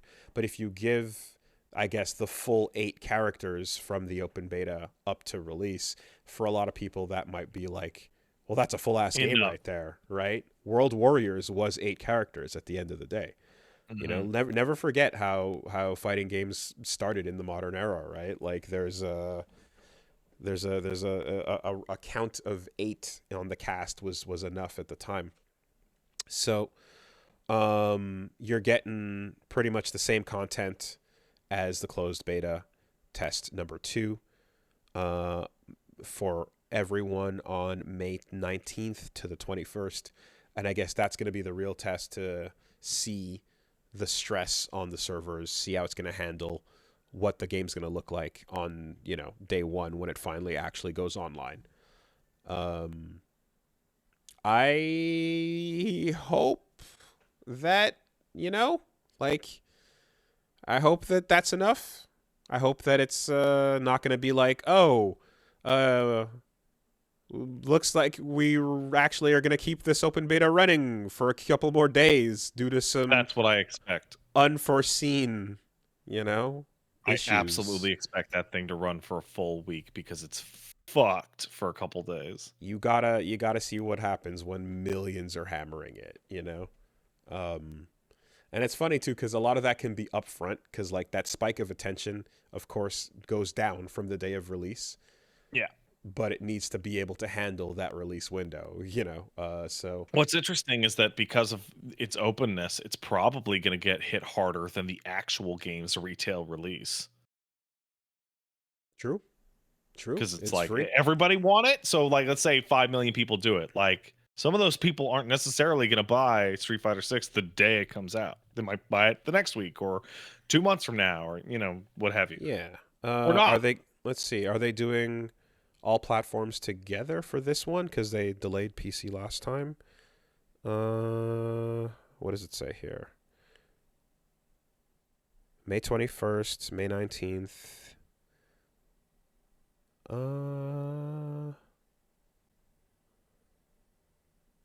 PS5, Xbox Series X or S, and Steam. Okay. Yeah, okay, it's all platforms. Okay. Smart. You have to know what it's going to be like when everything is getting hit at the same time. So yeah, there you go. It wouldn't be a proper stress test otherwise. Yeah. And naturally, nothing's going to change between the last open beta and now. That Yeah. content is going to be the exact same as it was. Now listen, people.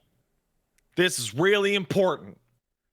Capcom heard that some of you might have been playing the beta after you were supposed to. Outside of the times that the game was limited to? Outside of those times, you might have hacked it or left it open somehow. What are y'all up to out there? Okay? Cap cops are not pleased about that. That's not okay. Don't do that. So we actually didn't talk about that when they announced that, like, I want to say 2 weeks ago. So it's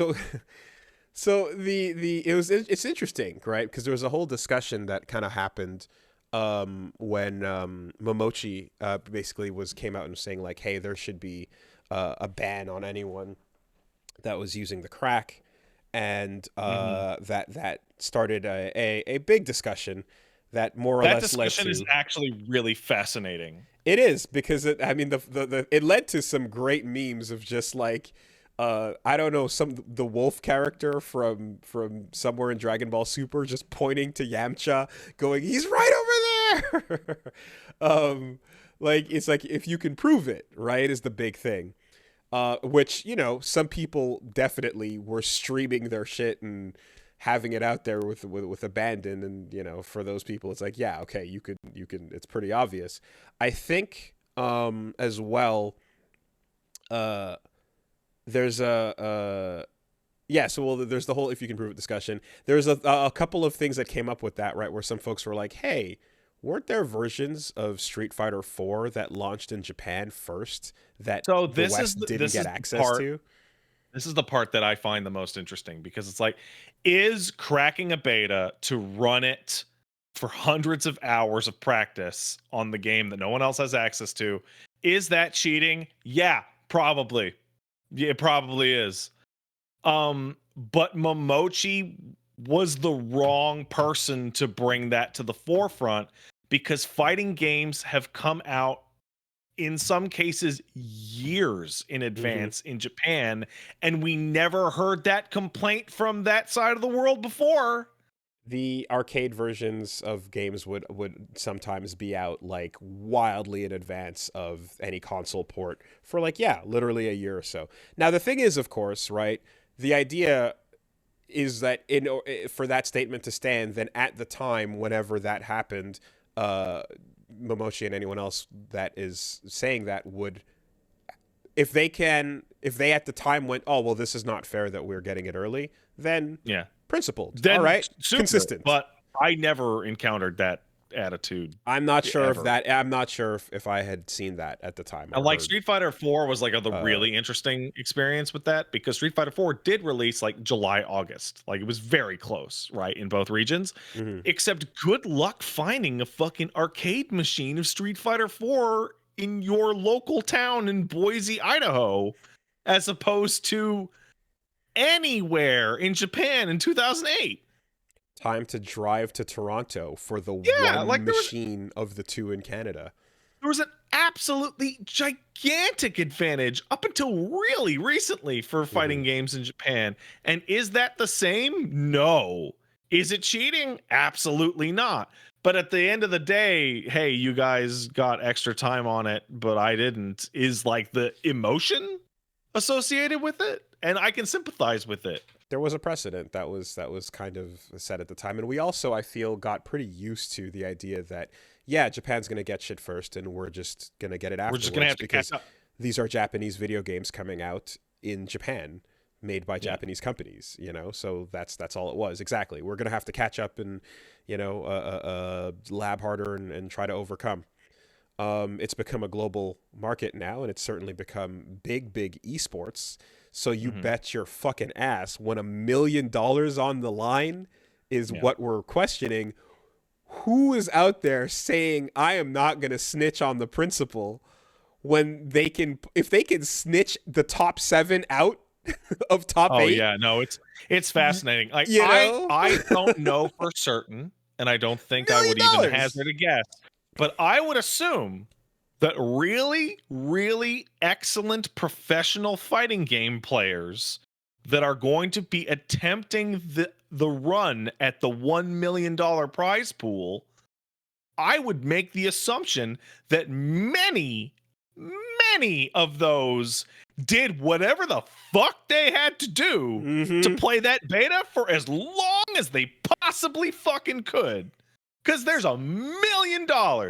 And Capcom is now in a situation where some people got to play a sport, the whole sport, like for months, longer than anybody else, now, before their big $1 million tournament. Now, you'd be surprised what people can, like geniuses, like fighting game geniuses, you'd be surprised what they can do with a single weekend on a game, right? Yeah, I'd be even more amazed at what they could do with 40 weekends. Certainly, exactly, right? But there, and I think like you see, like people kind of like when tournaments come together and you kind of look at that, you go, oh yeah, okay, that was some tech that was developed, let's say more than 24 hours ago, you know. But at the same time, like I do want to point out, like if you go watch, I'm like to shout it out, Juicebox, right? Juicebox Abel from back in the day, right? Like classic. Yeah. You go watch the way Juicebox like breaks down his labbing on this game, for example, and like he's spending time not playing online against people. He's spending time writing down things and making notes and like digesting this game scientifically in a way that is like, holy fuck, that is a brilliant resource of information that's finding out the minutia, right? I'm using my brain, guys. I'm not just handsing it out. Yeah, the scene needs people like that, and like when you are able to use that resource and other sources like that to like pull together information, you can do a lot. You can do a lot. However, make no mistake, just like Street Fighter V had a crack that had a lot of people grinding it out, you're going to see that there's going to be 8 characters who are going to have some fucking wild ass tech on day one. Unless the 8 characters that people haven't got a hold of are wildly broken, the winner of the Capcom tournament is going to be one of the 8 beta characters. Now, there's going to be some changes, right? We know that we know that there's been balance changes between the open beta versions of Luke and Ryu that we got in the demo, but I think it's entirely possible, unless there's some wild unknown, like the unknown factor is always a buffer, right? It's like absolutely. Right. The less you know about a character, the less you'll know how to deal with it. So there might be everyone's familiar. Like as much as someone's labbing the shit out of a bunch of these cracked characters, there's also going to be people that have labbed against them. Right. Totally. So it's both at the same time. You're completely right. Yeah. However, someone really good is going to roll into that tournament with a fucking 6 months of optimization on Guile for this game only. But does that Guile know how to handle DJ's ability to throw out 2 fireballs for free, one and or a fake and or a just cool? It's Guile. Except that Guile might actually be challenged as a zoner with the likes of JP and DJ, right? That's exactly the thing. We know how insanely fucked up Guile is against those 8 beta characters. Listen, What's there's he a gonna reason be like against what we've seen with with DJ and JP? You know, there's a reason why Sword Art Online created the word beater as a pejorative for these people. It's bad. Yeah. We're going to see. I am like, listen, like if we're getting into sports now, which means, hey, you're going to have Guile, people Wooly. It's fucking Guile. Okay, hands up if you've played DJ or JP. Hands up if anyone's touched the characters I'm talking about. All right, cool. What were you saying? We're getting into sports territory. $1 million is $1 million, right? Yes, it is. I would be shocked if every single person in the top 8 hadn't played that beta to hell. And then I would also be unshocked to find out how many of them got prescriptions for Adderall this year. Oh my God. Oh God, yeah. Dude, the $1 million brings, I mean, people were already like discussing things like that before in the past with like performing and, you know, performance enhancing substances and yada yada. $1 million fucking dollars. 40. I my symptoms for ADHD never came up until the open beta. So I needed totally. Ooh, very attention deficit. Man. Yeah, we're gonna see wild new levels of thuggery going down. Like it's gonna take everything you can, and sometimes being good in game is not enough. So here's my opinion. You might need to Nancy Kerrigan the competition. I think I think practicing early when you're not supposed to and doing drugs to make you strong, lame. Sabotaging other players. Here we go. Narking them out so they fucking get banned. That's what I'm talking about. Capcom's, he's right over there. So here's the thing, and this is very important, and this is actually the funniest part about the entire story to me. The message that Capcom put out is very deliberately worded and very precise in its language. It sure is. It says that, and essentially in response to the conversation that was happening, they said, okay, if anyone has been proven essentially to be using the beta outside of the prescribed hours, you know, for whatever reason, that person will face consequences for the Capcom Pro Tour, effective as of from now. Yeah, so you could have labbed yourself to hell right up until you read that. So you need to snitch while holding up today's newspaper. Yeah, you need to catch somebody like between cell phone now filming. and June. You need to hold up the newspaper with your face and your fucking ID, and then turn the camera around to whoever, like grinding out some shit on the computer, looking back, going, "Huh? What was going on over there?" Right? You need to sneak up into the locals and blow the whistle while specifically proving that it is in fact today's date. And in the reality, this covers Capcom, but also the actual message is stop streaming it, fuckheads. I mean, stop it. Yeah, you know, like, believe it or not, like, there's people, like, never forget, you know, oh shit, the screen went dark. Oh, you could totally see me. Damn, that's crazy. See you in the fucking reflection, dumbass. Oh, damn, that's wild. You know, never forget F Champ's mom's curtains in the kitchen background. You know what I mean? Like, yeah. It's funny, but no, I think all things considered, like, those words doing the heavy lifting in the Capcom statement are like that's the most like important underlined part is like, look, okay, look, we did something, as long as you stop right now. Right? Capcom's like, yeah, it's called Hamsterdam. Right? Y'all come here, you do what you gotta do, and we will be over there, and we'll be doing what we gotta do over there. I think the funnest, like the absolute most like fun way this could go, I see people joking about it, but it's been talked about for a while, is people cruising through pools and like dropping shit on purpose to make it like look less perfect and less optimized. Oh yeah, I just tried something new. I guess it didn't work out. I gotta practice more. Nah, man. The 48-hour gods, you know. And again, like, you know, when you have the people out there that are just like not able to lab physically, then they lab mentally, right? They put it together, they see all the footage, they go through. You just that's it. You're just one of the weekend gods, man.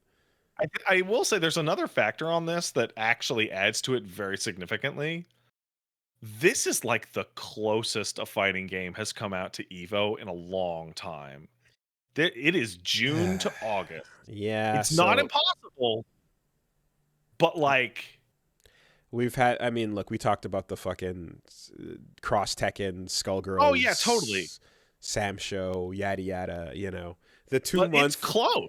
2 months prior to Evo release has happened before, and yeah, you know, but like, and it's important to note too. This year, Evo top 6 is paid out, not top 8, which is fucking wild. That's stupid. Like, you're gonna make it to Sunday, and you're gonna get on that big stage, and you're gonna be on the giant speaker with your face on the screen, and you're not gonna make a fucking no. You know what? 8th place. Break their feet. Make it really interesting. Damn. So 7th place feels like a winner. Shouldn't have done it. Yeah. Okay. Shouldn't have even shown up. Okay. I got you. Then you'll really appreciate it, right? You won't feel bad about being top 7. Yeah. Yeah. No. Very, very weird. And I was like, is this because top 6 for Street Fighter 6? What? Yeah. It's probably it's just like no. I think they're doing there's a payout bonus, I think, and it's just they're not good. They can't afford to. Oh, the math just works out easier. They're going to make it just for the exactly, or something like that or whatever. So anyway, the Capcom Pro Tour is where the money's going to be at, and that's also where the money's at is where the grime comes out. You know. Mm-hmm. I look forward to some dastardly ass nefarious shit. Grime. I mean, dude, like, we're already waiting with bated breath to see, like, yo, grand finals. Winner just lost a set. Now it's loser set on both sides. The bracket reset and the switch to modern mode. What? You know, like there's gonna be that moment because it's legal, it's real. It has benefits that you don't get from Classic. It's a point of discussion. You know what I think is actually the most likely thing to happen out of all this cheating talk is Salt from number 2. Is the tainting of the win by accusations. Oh. After the fact. Okay. Yeah. Right. If we can, time to get Can't our prove fucking it. Well, I can try. Chat GPT, Mid-Journey, voice tracker, what are we doing? Can we get some footage together? You know? Can we just edit in a little screenshot and just put a little, find some stream footage and wow, I, Momichi, really loved playing Street Fighter 6's open beta on May 26th of 2023. It makes me so good for the Evo. For some top players, you don't have to look for that hard. For some top players, you just got to go to that clip where it's just like, oh, shit, y'all weren't supposed to see that. All out here. What are you doing? What are you stupid? You fucking idiots. You don't gotta look that hard for some, man. You know? Ah, damn. Wait, what? Oh, shit. Hold up. Crackheads. Yeah. Fucking unbelievable. All right. Unbelievable. Okay. So, yeah, Hey, get in I there. gotta take a quick break. Excuse me. All I'm right, gonna piss one more. myself.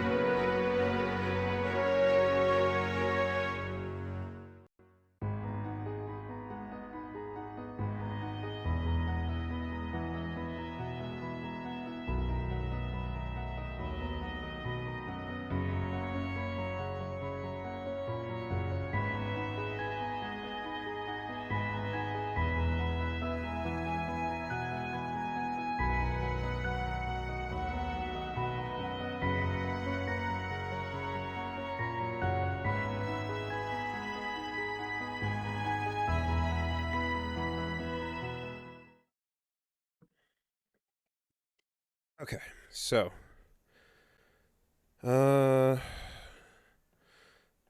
open beta, May 19th, 21st. Ray. Ken Masters, father, NFT and criminal.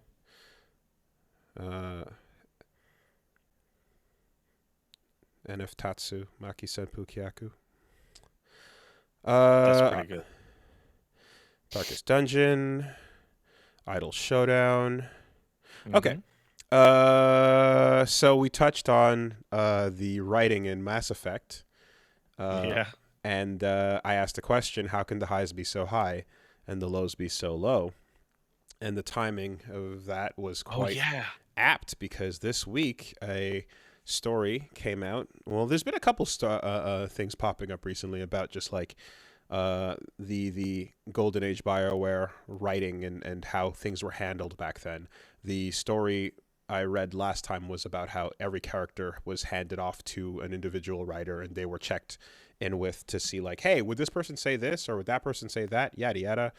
And so the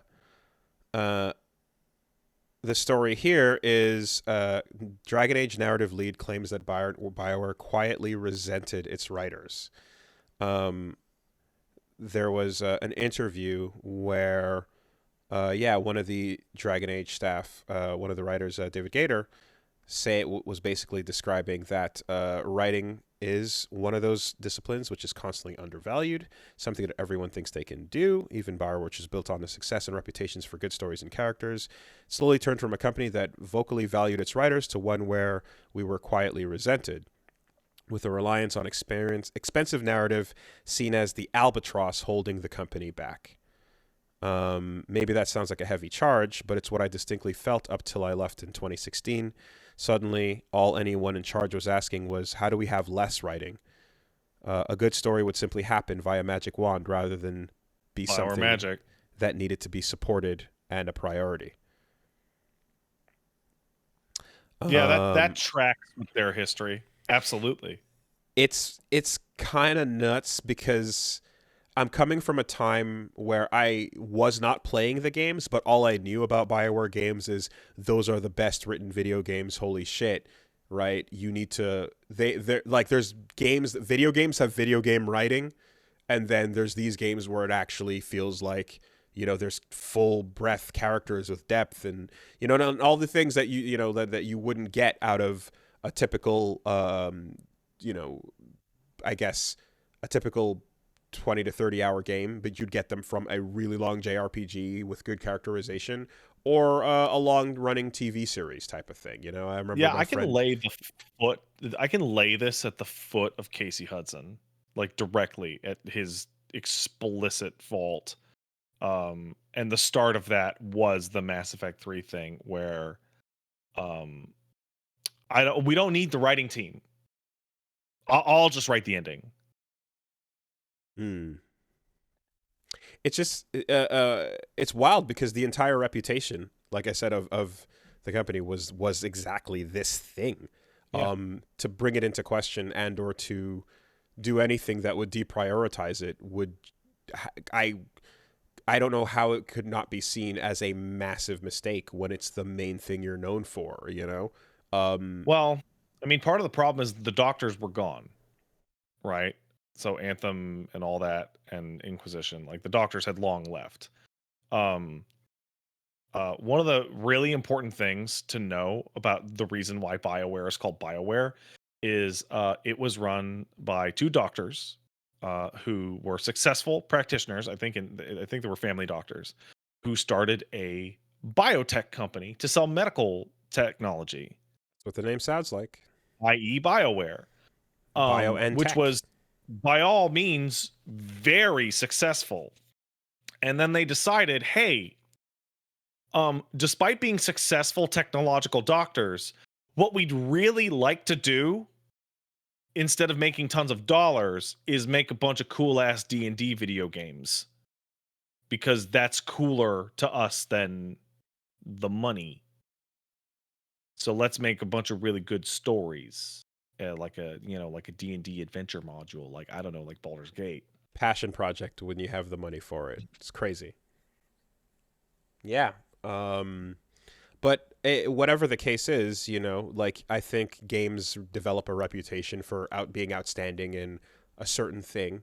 And at that time, like, it was very much like, this studio is good at this, like that good studio is good at that. And there was one thing you did. And yeah, for everything I knew about BioWare from a distance was just, it was all about the writing. It was all about story. I mean, at the same time, like, I think about how we looked at the Telltale era and how, like, we saw, you know, that's another instance where, like, the choose your own adventure tale craft was one that started falling apart as well. And as the tricks started repeating themselves, it started to be less engaging, and then the drop off and yada yada over the course of multiple Telltale series. But, like, I feel like that from what I played at least, that was more of a case of like, no, they kept doing what they do, but like the formula kind of ran dry and didn't really push itself in any way. Whereas over the course of these 3 games, at the very least, and I'm going to count the KOTOR ones as well, like you just have these wild bipolar swings in quality, you know? Dragon Age is like the most fascinating fucking series ever. Because it's not just like from chapter 1 to chapter 2 or from like game 1 to game 2, but it's like within the same fucking video game, within the same room, within the same hour, 2 side quests will be unbelievably amazing and the dumbest worst shit ever, you know? And then you just got to go like, all right, XP is XP, moving on. It's fascinating because we're seeing that this quote predates the decision by the Writers Guild of America to go on strike. Like it happened a couple days beforehand. But writing is like wildly undervalued, especially in games. Writing is the least valued part of the games process because it's so goddamn annoying. Because you write the story and then the story goes this way, and like now you're telling me I can't move this level, I can't cut this scene, like this technical thing is fucking up all. No, I just need to move it. Like there's discussions about like Halo where fucking entire missions were just rearranged all over the place because it's linear, right? It like well, the best. Just write around it. Write in a non-linear way. Okay. Yeah, just fix it. Just fix it with the writing. Just fix it. And it's like that's bad. It leads to bad writing. Let's say, Wooly. Let's say you had a action game that had a really well thought out story, and everybody was really happy with it. And then due to some development foibles, including a absolutely disastrous crippling save bug error, they had to chop and screw every level in the game into some unholy fucking mess, at which point none of the story makes any sense, and it ends up killing its own series. Because, whatever, just write around it. Sure, we had to shuffle everything, and the game's a technical failure because this stupid save bug came in late. But, just write your way out of it. With a couple months to go. No, let's just, well, I was waiting for the question, but assuming I already know what the question, assuming I know what the question is, the answer is, take the most important parts of what's left and slice it up and sell it as a pre-order bonus. Yeah. Can you excuse me? I actually have an important phone call coming in. Very sorry.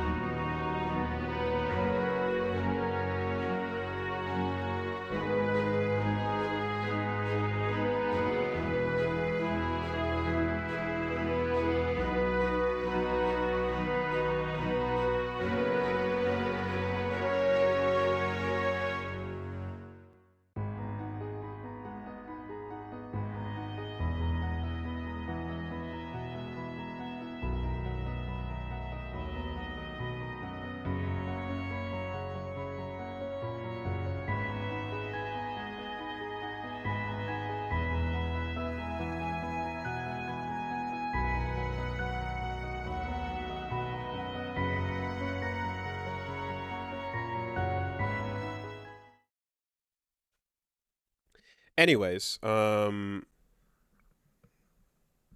writing is hard, and it's also what we fucking whenever when it's good. Hey, guess what? We fucking keep pointing back to it and going, "Oh my god, Disco Elysium though," and you know that like for I don't know that even in a best case scenario, Mhm. like if someone like who if like for Disco's writing, for example, represents someone's multi-year fucking world building thing that they culminated into this, and then they're like, cool, now do it again in a 2 year period, and make it even bigger in breadth and depth because we're going to be twice as big this time because it's the sequel. Which obviously like movies run into this problem as well and shit.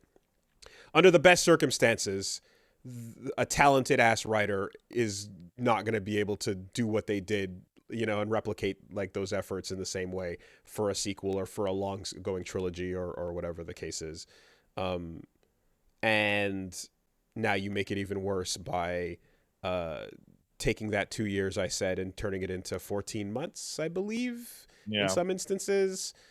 People leaving the company in between that had the entire arc planned out that, others were not, I guess, necessarily going to pick up the baton pass from. And um, it's kind of a miracle that like these games did happen to some degree. Yeah. Um, I just look at like the KOTOR 2 type situations and I'm like, well, that's almost an instance of without the restore, like it happened, but at least the restored content existed in some form, and it wasn't just here's a thread paragraph where you go read it to find out how KOTOR 2 was going to be good. You know, Hmm. I feel like I've heard stories about like this was what was going to be in the game if they had time, or this was what was supposed to happen, but they never did. For a bunch of different stories over the years, and you don't, and in that case, you were able to like fucking mod and hack the game and pull whatever you could out of it. Um, but just the sad interview after the fact about what was supposed to be is just the worst. Um, I'm trying to think of an example. Invader Zim, I remember there was a whole thing about like what Invader Zim was supposed to become for season 3 before it got canceled, and Yeah. it sounded awesome, and it's just like, yep, oh well. um There's something I feel really bad about writers that's only tangentially related mhm, because, say you're making the sequel to your game, right? Hey guys, we're mhm, gonna really clean up the fucking the battle system. We're gonna add this. We're gonna add these new characters. We're gonna the levels are gonna be bigger and the graphics are it's gonna run better.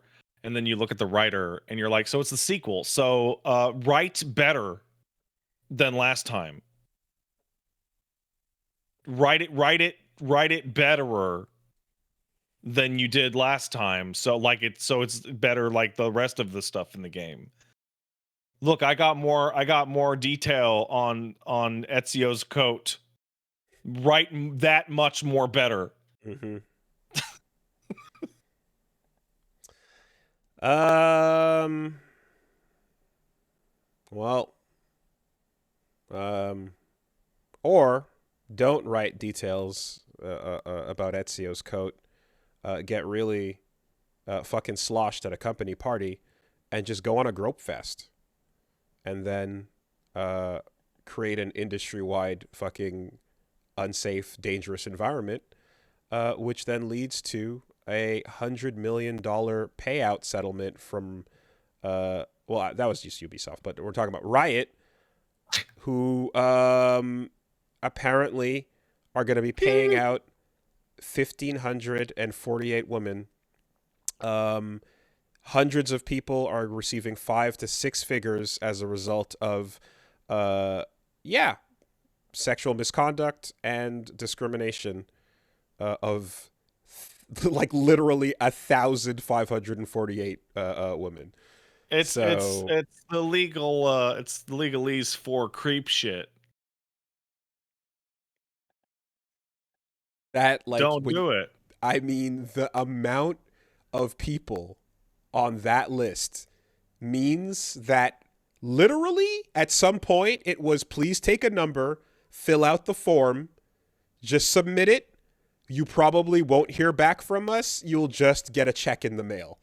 Like, like 1,000+ cases of that shit going on. Way higher. That's way higher than I expected. Like, you don't even have the individual HR meetings at that point. It's take a number, we'll rank how severe what happened to you was on our little quick reference chart, and you'll get a check, and that'll be the end of it.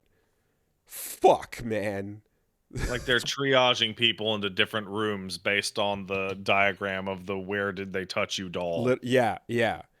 Did they say anything? Did they touch you? Or above? Above? All right. Take it to the other room over there. Let's get the... okay. And each room is just like, what's our starting rate? What are we ending at? What are the damages? How are we going to... All right. What would the lawsuit be? Like, just... yeah. $100 million settlement from Riot. $18 million from Activision. And 100 million over, what was it, 1,500? And 48 employees. That is on average $65,000. But wait, there's a time window to it. An eligible claimant is one who meets the following requirements. They were employed any time from at least September 1st, 2016 to the effective date. So only claims that were after September 1st, 2016, for example. So that number does not include anything prior Anybody to before that. So, yeah.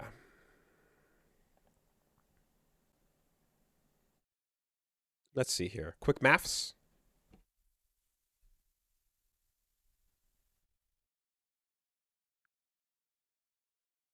Mm-hmm. 2016.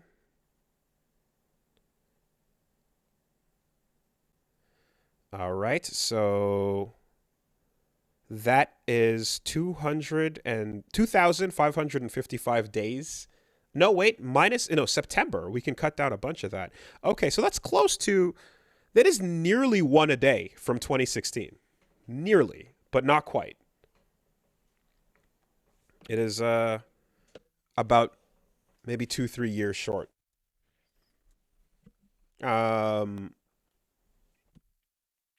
Yeah, you can definitely say one a week. Absolutely above those numbers. All right. Bummer.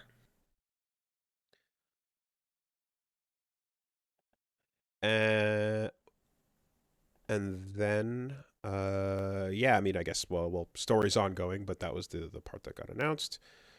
Another article popped up here. This is more of just like a data analysis thing, but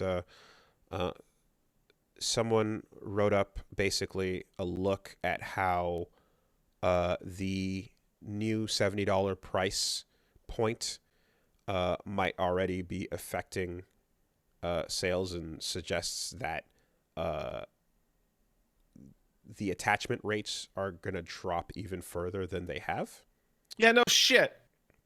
The interesting thing is when they put the numbers out for their game sales, for PlayStation specifically, game sales yearly and revenue by type yearly, you can see that Sony and, well, software in general is at an all-time high.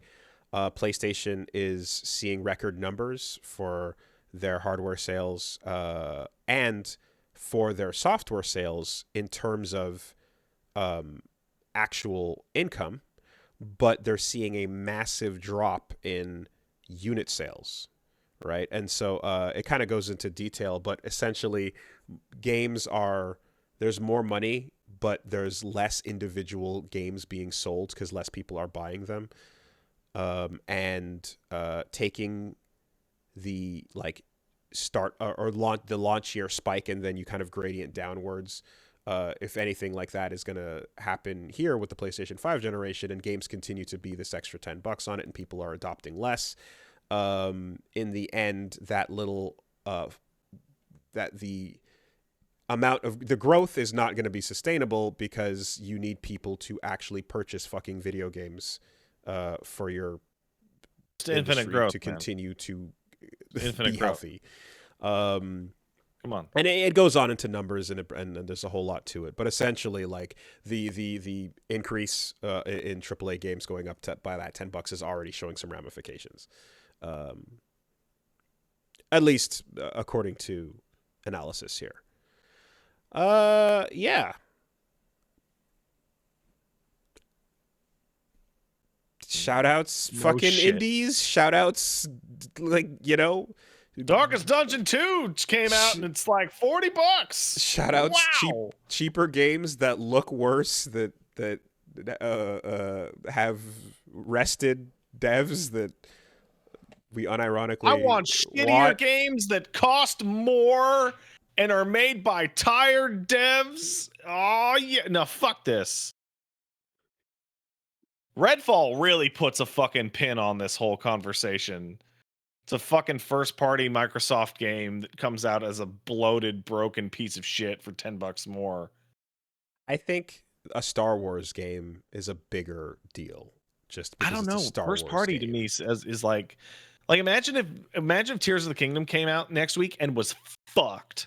Mm-hmm. Well, Zelda's a thing, right? Yeah, I mean, first party, because first party can mean a lot of things. First party, fucking Santa Monica Studios is not the same as, you know, for like what like Kratos is not fucking the.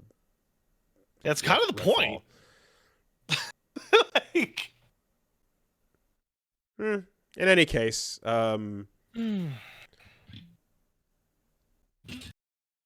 yeah. Well, we covered most of it. I think the only other thing here. Oh yeah, new Double Dragon game, Double Dragon Gaiden: Rise of the Dragons. Yay! Guess what? Shit looks sick. Bimmy and Jammy coming back. So Marion's in it. She's got a grenade launcher and some guns, and as that's all well and good, but it's kind of disappointing when you consider the design that she got in River City Girls 2, which is the fucking buff abs, because she's never gonna get punched in the abs again. Yeah. And you're like, damn, that sucks that that energy was only for that one interpretation. But it's fucking Double Dragon, so just give it a year and you'll have another version and world and reality to jump into. But yeah, this trailer looks good for this one. Like the Double Dragon license, and it's confusing hand changing and or whatever the case is with that movie. They keep them coming. They do not sit idle on that one, and it might even be a deal where like you have to do something with it or you lose it. I wouldn't be surprised.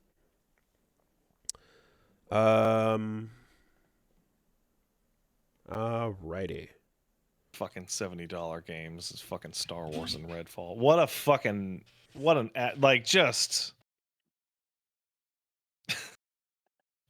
the extra $10 for? Shit. For seeing if we can get away with it. Yeah, okay. What are you gonna do? Not buy the new big AAA? That's crazy. Fuck out of here. Yeah, it's kind of interesting too, because this kind of goes into like the amount that Modern Warfare 2 sold, and then comparing it to the games that to the third party sales at the time, and then following it up the next year and watching how like from year to year, like it dropped by like massive. Anyway, the trend in quarterly sales kind of just went downward as the pricing went up overall in this situation. Yeah. And then you know, but like PlayStation Plus subscribers kind of like went up as well, as people were kind of just like, okay, well, let's just get in on the programs that'll provide for something, you know. But it turns anyway, out when you raise the price of something, less people buy it. Yeah. All right. Let's just take some letters. Hey, if you want to send in a letter, send it to castlesuperbeastmail@gmail.com. That's castlesuperbeastmail@gmail.com. Your letter may be good, and if it is, it'll sound like this good letter. Here, Wooly stares at and Pat versus, in your opinion, what's the difference between a good open world and a bad open world? Thanks, from Chris in Fort Wayne, Indiana. That's actually a pretty good question. I think It's I not a can bad answer one. it fairly succinctly. A good open world is a world that you can wander around in and has interesting things to see and do, particularly without looking at your map. A bad open world is a fucking vomit of icons, of disparate activities that are just spread out everywhere just to fill it up. I would counter and say that a bad open world can also be uh, not filled with icons at all, or enemies, or settlements, or NPCs, or anything of note. See Mortal Shell. Uh, Yeah. a world that you walk into that is vast and shows you a horizon and a ton of places that you think you want to go to. And when you spend the time doing so, there's absolutely nothing to be found there. It's interesting because when you make games in Unreal, if you use Unity, if you use a lot of things that generate terrain, you can actually just like, I remember way back in the day with 3D, you can just use like Bryce was this 3D landscape generating tool, and you could just go like make a landscape. Give me the geography and the topology of this type of area. Give me some jungle over here, yada yada, and then you can just scroll and make it as big and as wide as you want to. You know, and if that's all you think it's going to take to keep your game interesting is just scaling the size of the world up, then it's like, yeah, cool. Just Cause is over there. They've got an entire island. You can do whatever you want. Big. It's going to be absolute dog shit when like 20 minutes in, you wander, you find nothing of interest, or worse, you find something and then you find the exact same thing again 5 minutes away from that last thing you just found, and it's identical. Elden Ring is one of the best games to probably have ever come out. And my long-term takeaway from it is I could have gone with 2 or 3 less ulcerated tree spirits. Mm-hmm. Mm-hmm. like it succeeds on almost every level all the time, except this one thing. The joke is, hey, see that mountain in the distance? You can go there. But actually, like, it's like on the way to that mountain, how many unique things are going to occur that, you know, I actually feel like, oh, I want to investigate that over there, you know, and how much of that is... I don't want to say like a living, breathing world because it doesn't always have to be that case, you know, but when it's designed well, you find yourself not like just running into the same encounters procedurally generated over and over and over again. You know, it needs to be crafted. So, yeah. Then again, you know, I suppose like the word open world can mean a lot of things, right? Does it just mean a big map? But then so there's like a some linear people dot are point. asking in the chat, like, is Shadow of the Colossus a bad open world? Like, no, actually, it's one of the best. But Shadow of the Colossus is not an open world video game. The vast plains you travel is the game's level select. There's no open world style content to be found in it. You're not searching for side missions, you're not looking for upgrades. It exists purely as a travel. Mm-hmm. I would also thing. say, importantly, with that game is that the context and time it came from had made a big difference too. I don't think making a game like that would feel the same today when we know that like level generation can do that for people in one day, no problem. You know, it was a unique thing that stood out to have so much like nature, I suppose, and traveling and exploration and world building, mise en scène, to get to like, you know, one isolated thing. But that was PlayStation 2 at the time, you know, like a lot has, there's a bunch of games that came along, and there's some indie games too that did that. Like they had big open empty things as you travel to one point, and it was kind of like, yeah, that doesn't necessarily always hit the same way, especially like if you're not compelling me forward with anything in that empty path, so to speak. Walking Mhm. simulator became a term at a point, yada yada yada. Mm. So, anyways, yeah, you know, that's the I short of think it. I think icon vomit is like the easiest distinction, like Yeah, for me. It's I just just so avoided a bad. bunch of that like prime Ubi shit. Hmm. I hit the fatigue It's on funny the because there was Astrid like a and really didn't Far Cry. there was a really good moment for that, which was Assassin's Creed 2 and Brotherhood.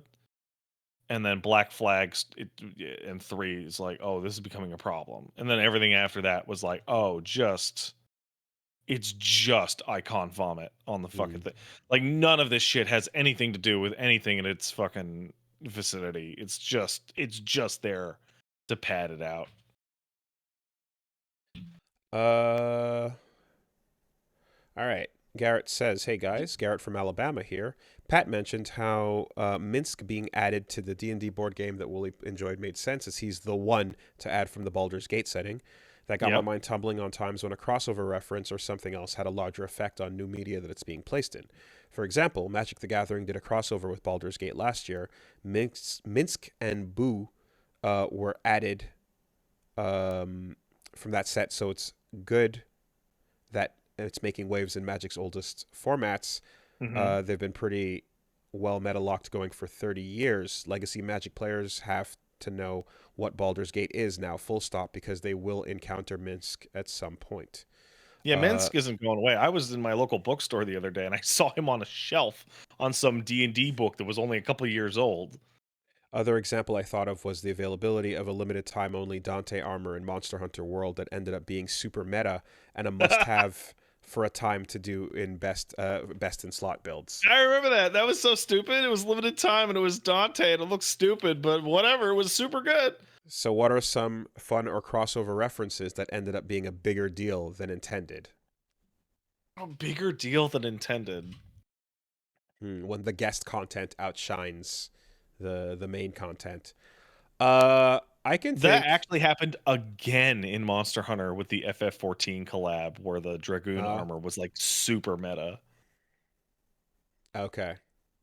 Dragoon from what? Oh 14. wait, oh 14. Okay, collabed with. Okay, okay, Yeah. okay, gotcha. Um, I would say that Akuma Yeah. and Negan. Geese. No, Geese, not Negan. Negan. Negan dropped, Negan, come on. but not Negan. Walking Dead's so much bigger than Tekken. Come on. Negan dropped. He's not low. He's lower. He's not as high tier, or wasn't as The high. Yeah. cultural impact. No. Akuma and Geese Howard were fucking menaces on the Tekken tier list. That were better than the main roster. Like the everything primary about it. All the like some of the DLC characters that came that were super OP and nuts as well. It turns out Um, you give Tekken characters a projectile, they get really good. yeah, they all right. Not everybody though. There is the vampire girl, but Fuck her. no, Akuma was a terror for a lot of Tekken's life, and yeah, it's like the guest character just fucking blows it all up, which is not always the case. I mean, Link was pretty low in Soul Calibur 2. Um, Geralt was not high, especially in Soul Calibur 6. A lot of the times it's like, yeah, they're there. Noctis showed up, he was around, but Akuma and Geese were pretty fucking nuts. Every Smash character really is just that over and over and over again. If you really want to, Yeah. you know, but that's We a gotta deliberate. ban Minecraft Steve because he's too good. We gotta ban latest DLC character because he's too good.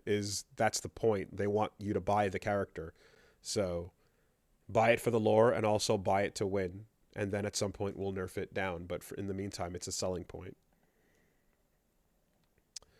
Um, Yeah. And then there was one more about modern controls, but we kind of talked about that a little bit, so that's fine. Do you really think that you're gonna see people like in like top 8 like actually using modern controls just because of the speed?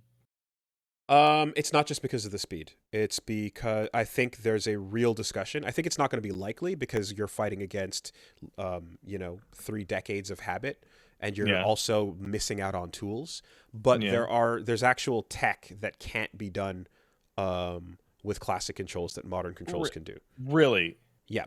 So, for example, something that was found is if you press the fireball button at the same time as the uh, drive rush button, which is just the dash cancel, Yeah.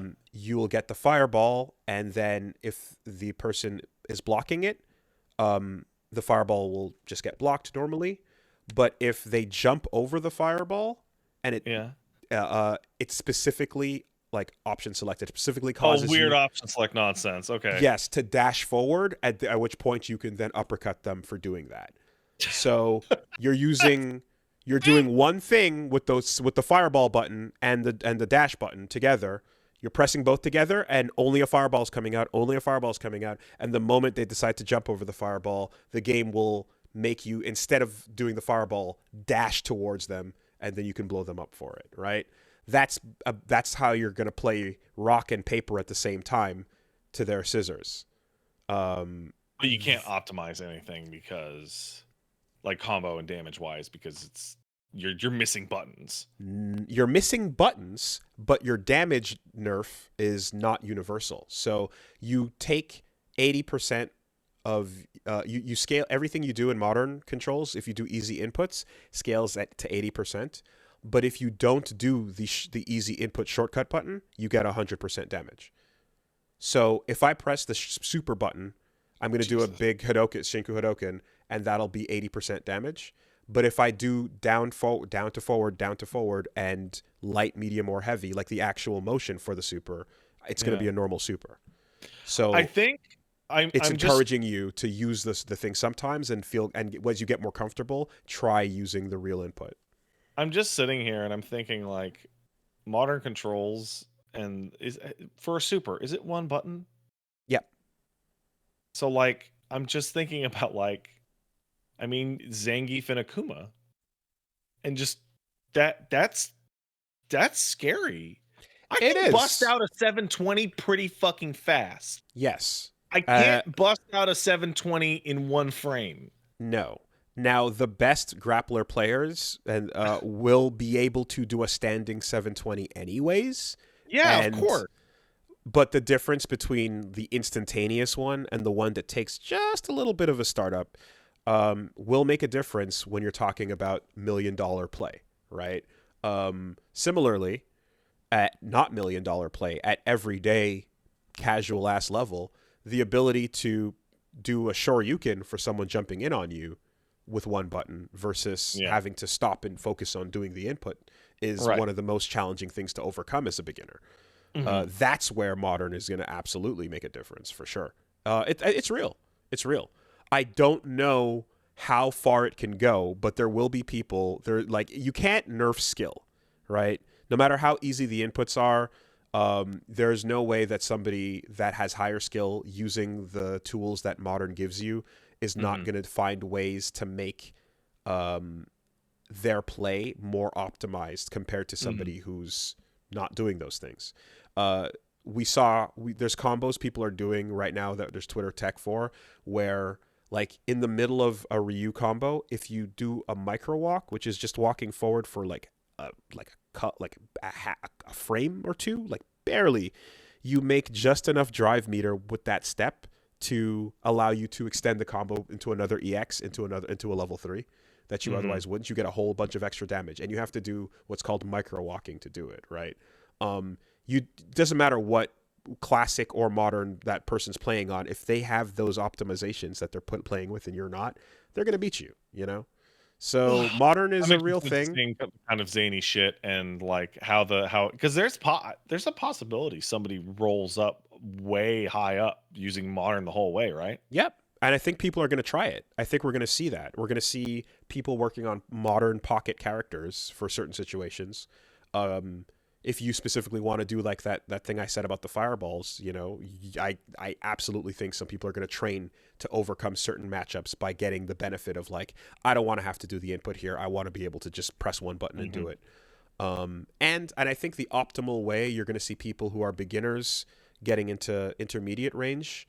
Modern players are going to become a thing, and the franchise is probably going to stick with this going forward. Classic will be classic. It's a good idea. But they're probably going to push this as the main thing going forward. You're going to see a lot of people who are intermediate in that they do most of their moves, the traditional input, while in modern controls. And then every once in a while, for that little bit of a quick advantage, they'll press the shortcut button, you know? But they'll start switching back and forth. I think that's what we're going to see for sure. Fascinating. All right. I'm not going to use it. I don't want to. But what if one salty day you go, fuck it, I don't want to lose like this anymore. I want the one button 720. I really like doing 720s.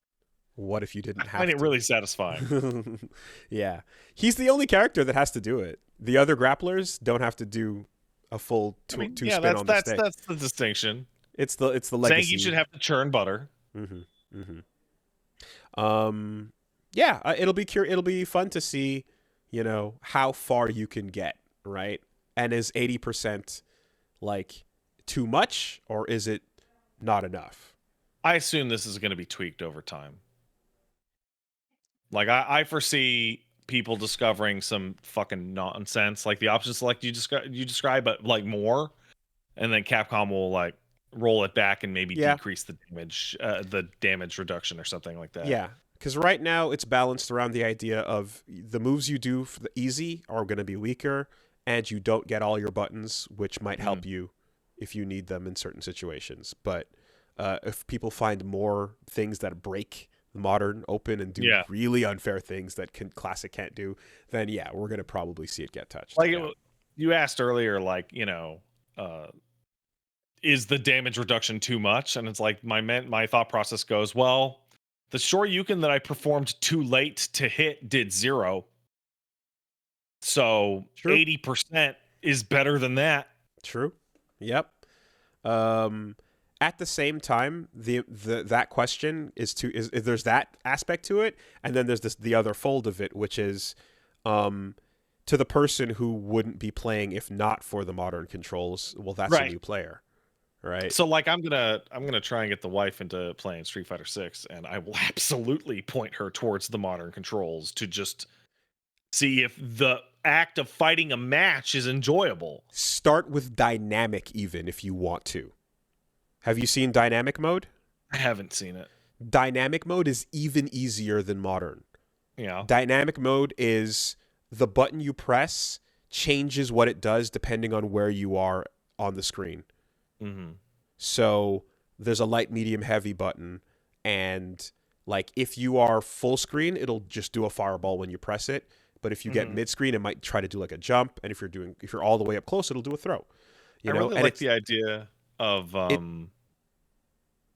fighting game controls for a Street Fighter character looking like a mecha cockpit. Like, how much do you want the AI to control your yaw or your turning radius? So that's exactly it, right? So the dynamic controls is using the AI in a way. What it is, it's like you control where you want the character to stand, and then wherever it's standing, you have one of 3 options that the computer is going to start to try to do, and you can pick which one you want that to be. You know.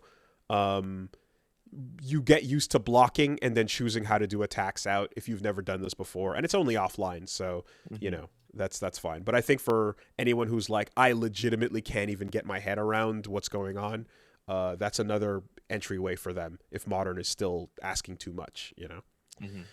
All right, there you go, folks. We'll see you next time. Have a good week. Bye-bye.